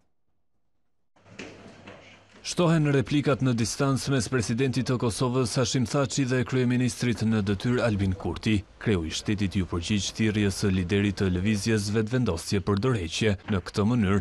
Ai ka ardhur me hyrjen e shkarkimit presidentit, po ata deklarohen atë kohë se ai ka shumë më shpejt se presidenti. Në refleksion një herë është koha që zoti Kurti dhe katër grupa ti të përballen me drejtësi për shkak të aktiviteteve kriminale dhe politike. Gjithashtu akuzoi Kurtin për shkelje të kushtetutës, duke thënë se ka uzurpuar zyrën e kryeministrit pas shkarkimit nga Kuvendi i Kosovës. Nuk vonoi dhe kundërpërgjigja e kreut të vetëvendosjes që kundërshtoi këtë cilësim nga presidenti. Mua më duket që dëshirat e tij i përshkruan si fakte të mia. Unë jam kryeministër në detyrë dhe nuk bëhet fjalë këtu për kurrfarë përshkrimesh çfarë ka dhënë. Kurti shtoi se gjykata kushtetuese duhet të bazohet vetëm në interpretimin e kushtetutës në marrjen e vendimit për dekretin e presidentit, me të cilin mandaton Abdullah Hotin e LDK-s për formimin e qeverisë së re dhe jo ta shkruaj atë, ndërsa Thaçi nuk pranoi të komentonte lidhur me këtë çështje. Mali i Zi do të hap kufijt për shtetet që kanë deri në 25 të infektuar për 100.000 banor, ndër të cilat Shqipëria u bë vendi i parë në Evropë i çliruar nga Covid-19 sipas statistikave. Serbia ndërkohë kritikon si të dëmshëm vendimin e Podgoricës për moshapjen e kufijve me të. Pasi e deklaroi të fituar betejën me koronavirusin e ri, Mali i Zi bëhet gati të mirëpres sërish vizitor. Në një lëvizje që konsiderohet si jetësore për turizmin e shtetit në Adriatik, kryeministri Dushko Marković njoftoi se në qershor do të rihapte kufijt për ato shtete që raportojnë jo më shumë se 25 raste infektimesh për 100.000 banor. Mes tyre janë Shqipëria, Kroacia, Slovenia, Greqia dhe Gjermania. 68 ditë pasi raportoi rastin e parë me Covid-19, Mali i Zi u bë i pari vend në Europë që u çlirua nga virusi, duke mbyllur kapitullin e errët me vetëm 324 raste të konfirmuara dhe 9 viktima. Pacienti i fundit me Covid-19 u shërua në fundjavë. 68 ditë pas rastit të parë me koronavirus në Malin e Zi nuk ka më të infektuar. Ne e fituam betejën kundër këtij virusi të pamërshirshëm dhe Mali i Zi bëhet shteti i parë në Europë i çliruar prej tij. Suksesi duhet ndarë mes shtetit, institucioneve të tij dhe çdo individi në vend. Shteti me 620.000 banor i varur kryesisht nga turizmi, mbylli kufijt, aeroporte e shkolla në mesin e muajit mars, e megjithatë trendi pozitiv i shifrave e lejoi të niste zbutjen e masave që prej 30 marsit, por Serbia, e cila nuk është pjesë e listës së vendeve ndaj të cilat Mali i Zi hapi kufijt, kritikon ashpër vendimin, që siç thot bie në kundërshtim me parimet e lëvizjes së lirë dhe nuk i kontribon marrëdhënies së fqinjësisë së mirë. Raportet mes dy vendeve janë tensionuar që në fund të vitit të kaluar, kur kuvendi malazez miratoi një ligj për liritë fetare, që thuhet se konteston pronësinë serbe mbi disa kisha dhe territore në Mal të Zi. Gjithashtu Kosova njoftoi se së shpejti do të marrë një vendim për rihapjen e kufijve, por duke u konsultuar paraprakisht me shtetet e rajonit, siç sqaroi ministri në detyrë i shëndetësisë Arben Vitia. Do të varet edhe nga shtetet tjera, qoftë rajoni, qoftë me gjërm. Ndërkohë, edhe disa vende europiane po planifikojnë të rihapin kufijt e tyre duke nisur nga muaji qershor. Gjermania, Spanja, Danimarka dhe Republika Çeke do të zbusin masat kufizuese dhe do të lejojnë lëvizjen e qytetarëve, kryesisht ata të vendeve antar të Bashkimit Evropian. Ulja e shifrave ditore në pandemin koronavirus ka mobilizuar qeveritë të shumta evropiane në gjetjen e mënyrave për heqjen e kontrolleve kufitare dhe rikthimin e lëvizjes së qytetarëve. Gjermania po konsideron lejimin e hyrje-daljeve me një ser vendesh të kontinentit të vjetër me 15 qershor, ku përfshihen të gjitha shtetet anëtare të BE-s, Britania e Madhe, Islanda, Norvegjia, Zvicra dhe Liechtensteini. Kjo do të jepte një shtys të madh e sezonit turistik veror sipas asaj që raportojnë mediat gjermane, por diskutimi aktual nuk përfshin vendet e Ballkanit, të cilat kanë shumë më pak raste apo viktima krahasuar me ato të Evropës. Spanja nuk do të kërkojë vizitorëve të huaj që të vetë karantinohen për 2 javë. Vendimi do të zbatohet duke nisur nga një korriku. Qeveria e Madridit kërkoi për një përkufizim evropian lidhur me përcaktimin e një vendi të sigurt sa i përket rihapjes së kufijve. Gjithashtu bëri thirrje për caktimin e rregullave të njëjta për të gjitha shtetet anëtare të BE-s sa i përket rikthimit të lëvizjes së qytetarëve. Danimarka ka modifikuar rregullat kufitare për të bërë të mundur që çiftet të takohen sërish me njëri tjetrin. Duke nisur nga kjo fundjavë, do të lejohet hyrja në këtë shtet duke treguar prova konkrete për të konfirmuar lidhjen emocionale me anë të teksteve, imazheve apo letrave. Gjithashtu Republika Çeke hapi të martën kufijt me Austrinë dhe Gjermaninë, edhe pse turizmi i huaj mbetet i kufizuar. Udhëtarët duhet të tregojnë provat se nuk janë prekur nga Covid-19. Në të kundërtën, përballen me 2 javë karantinim. Nga e mërkura do të lejohen kalimet edhe me Slovakin, por vizitorët nga secila anë e kufirit do të duhet të kthehen brenda 48 orësh. Rjeti botëror i qirave Airbnb e sheh veten në vështirësi. Anullimet e rezervimeve kanë bërë që shumë klientë të heqin pronat e tyre nga listat e këtij rjeti, ndërsa kompania bën me dije se aktualisht po shkurton 25% të stafit të saj. Biznesi Airbnb është në ditët e tij më të vështira për shkak të anulimit të rezervimeve në mbar botën, shkaktuar nga izolimi prej koronavirusit dhe pasigurisë për të ardhmen që ka sjellë kjo pandemi. Pronarët, të cilët kanë shtëpitë e tyre të pushimit të listuara në këtë rrjet, e kanë gjetur veten në një udhëkryq nëse duhet vazhdojnë të mbajnë këto prona, t'i heqin nga rrjeti, t'i shesin apo qoftë të shesin një pjesë të mobiljeve të përdorura për arredim për të paguar një pjesë të faturave. Emi Ofield dhe bashkëshorti i saj, pronarët e një kabine pushimi në Galveston, Texas, thonë se tashmë e kanë nxjerrë në shitje pronën e tyre për shkak se gjithë rezervimet u anuluan dhe ajo dhe bashkëshorti patën shpenzime teje të larta për blerjen dhe arredimin e kësaj shtëpize. Shto faktin që i shoqi humbi vendin e punës dhe për momentin janë në krizë parash. Ndërkohë, vetë kompania Airbnb bën me dije se po shkurton stafin në masën 25%. Përfaqësues të rrjetit të qirave thonë se klientët e tyre po përballen me humbje të shumta si pasojë anulimeve, ndërkohë që kostot e mirëmbajtjes apo kredite marra për blerjen e këtyre pronave janë teje të larta dhe shumë prej tyre kanë vendosur t'i heqin këto prona nga listat e kompanisë. Por ka edhe nga ata klientë të cilët po shtrëngojnë dhëmbët dhe po presin rikthimin në ditët e mira të tregut imobiliar. Organizata Botërore e Shëndetësisë paralajmëron gjithashtu mbi mundësinë e një vale të dytë menjëhershme të infektimeve me koronavirus nëse kufizimet do të hiqen shpejt. Në një konferencë, drejtori ekzekutiv i programit të emergjencave u kërkoi vendeve që të tregohen vigjilente.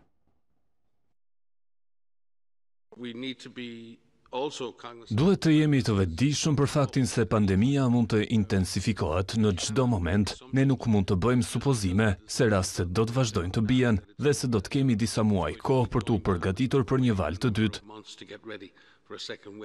Mund të kemi një shpërthim të dytë që në këtë valë dhe për këtë arsye mendoj se shtetet evropiane, ato të Amerikës së Veriut e shumë vende të tjera të botës duhet të vënë në zbatim masat e shëndetit publik dhe shoqëror, masat e mbikëqyrjes, të testimit dhe një strategji gjithëpërfshirëse për të siguruar vijimsinë e trajektores në zbritje dhe parandalimin e një vale të dytë të menjëhershme. Peruja ishte mes shteteve të para në të dyja Amerikat që ndërmori masa strikte për frenimin e pandemisë, por pavarësisht qasjes së kujdesshme është kthyer në një prej vendeve të goditura më rënd. Ndjekim një material nga CNN. Spitalet në fushë të hapur janë kthyer në një nevojë dhe brenda klinikave publike situata është bërë kaotike. Kjo video e siguruar nga CNN tregon një qendër mjekësore në Lima të Perus, ku dhjetra pacient presin të mjekohen në karroca me rrota, pasi shtretrit nuk janë të disponueshëm. Kreu i shoqatës kryesore të mjekëve në Peru e përshkruan pandeminë në shtetin amerikano-latin si katastrofike. Sistemi shëndetësor sipas tij është pranë kolapsit, ndërsa niveli i vdekshmërisë në vendin me 32 milion banor është djetëhumbje jetësh për 100.000 persona. Situata është po aq e rëndë sa në Brazil, fqinji më i madh në lindje të tij me një popullsi gati 7 herë më të madhe se sa e Perus. Mjekët janë të detyruar të bëjnë zgjedhje të vështira, duke u dhënë prioritet atyre me më shumë shanse për të mbijetuar. Ne nuk bëjmë diskriminim moshe. Ekipe infermierësh dhe doktorësh udhëtojnë vazhdimisht në zonat më të goditura, bashkë me kryeqytetin Lima, edhe rajoni i xhunglës dhe ai i verior janë kthyer në epiqendër të pandemisë. Është një mision i rrezikshëm. Sipas shoqatës së mjekëve në Peru, më shumë se 30 pjesëtar të bluzave të bardha kanë humbur jetën nga virusi.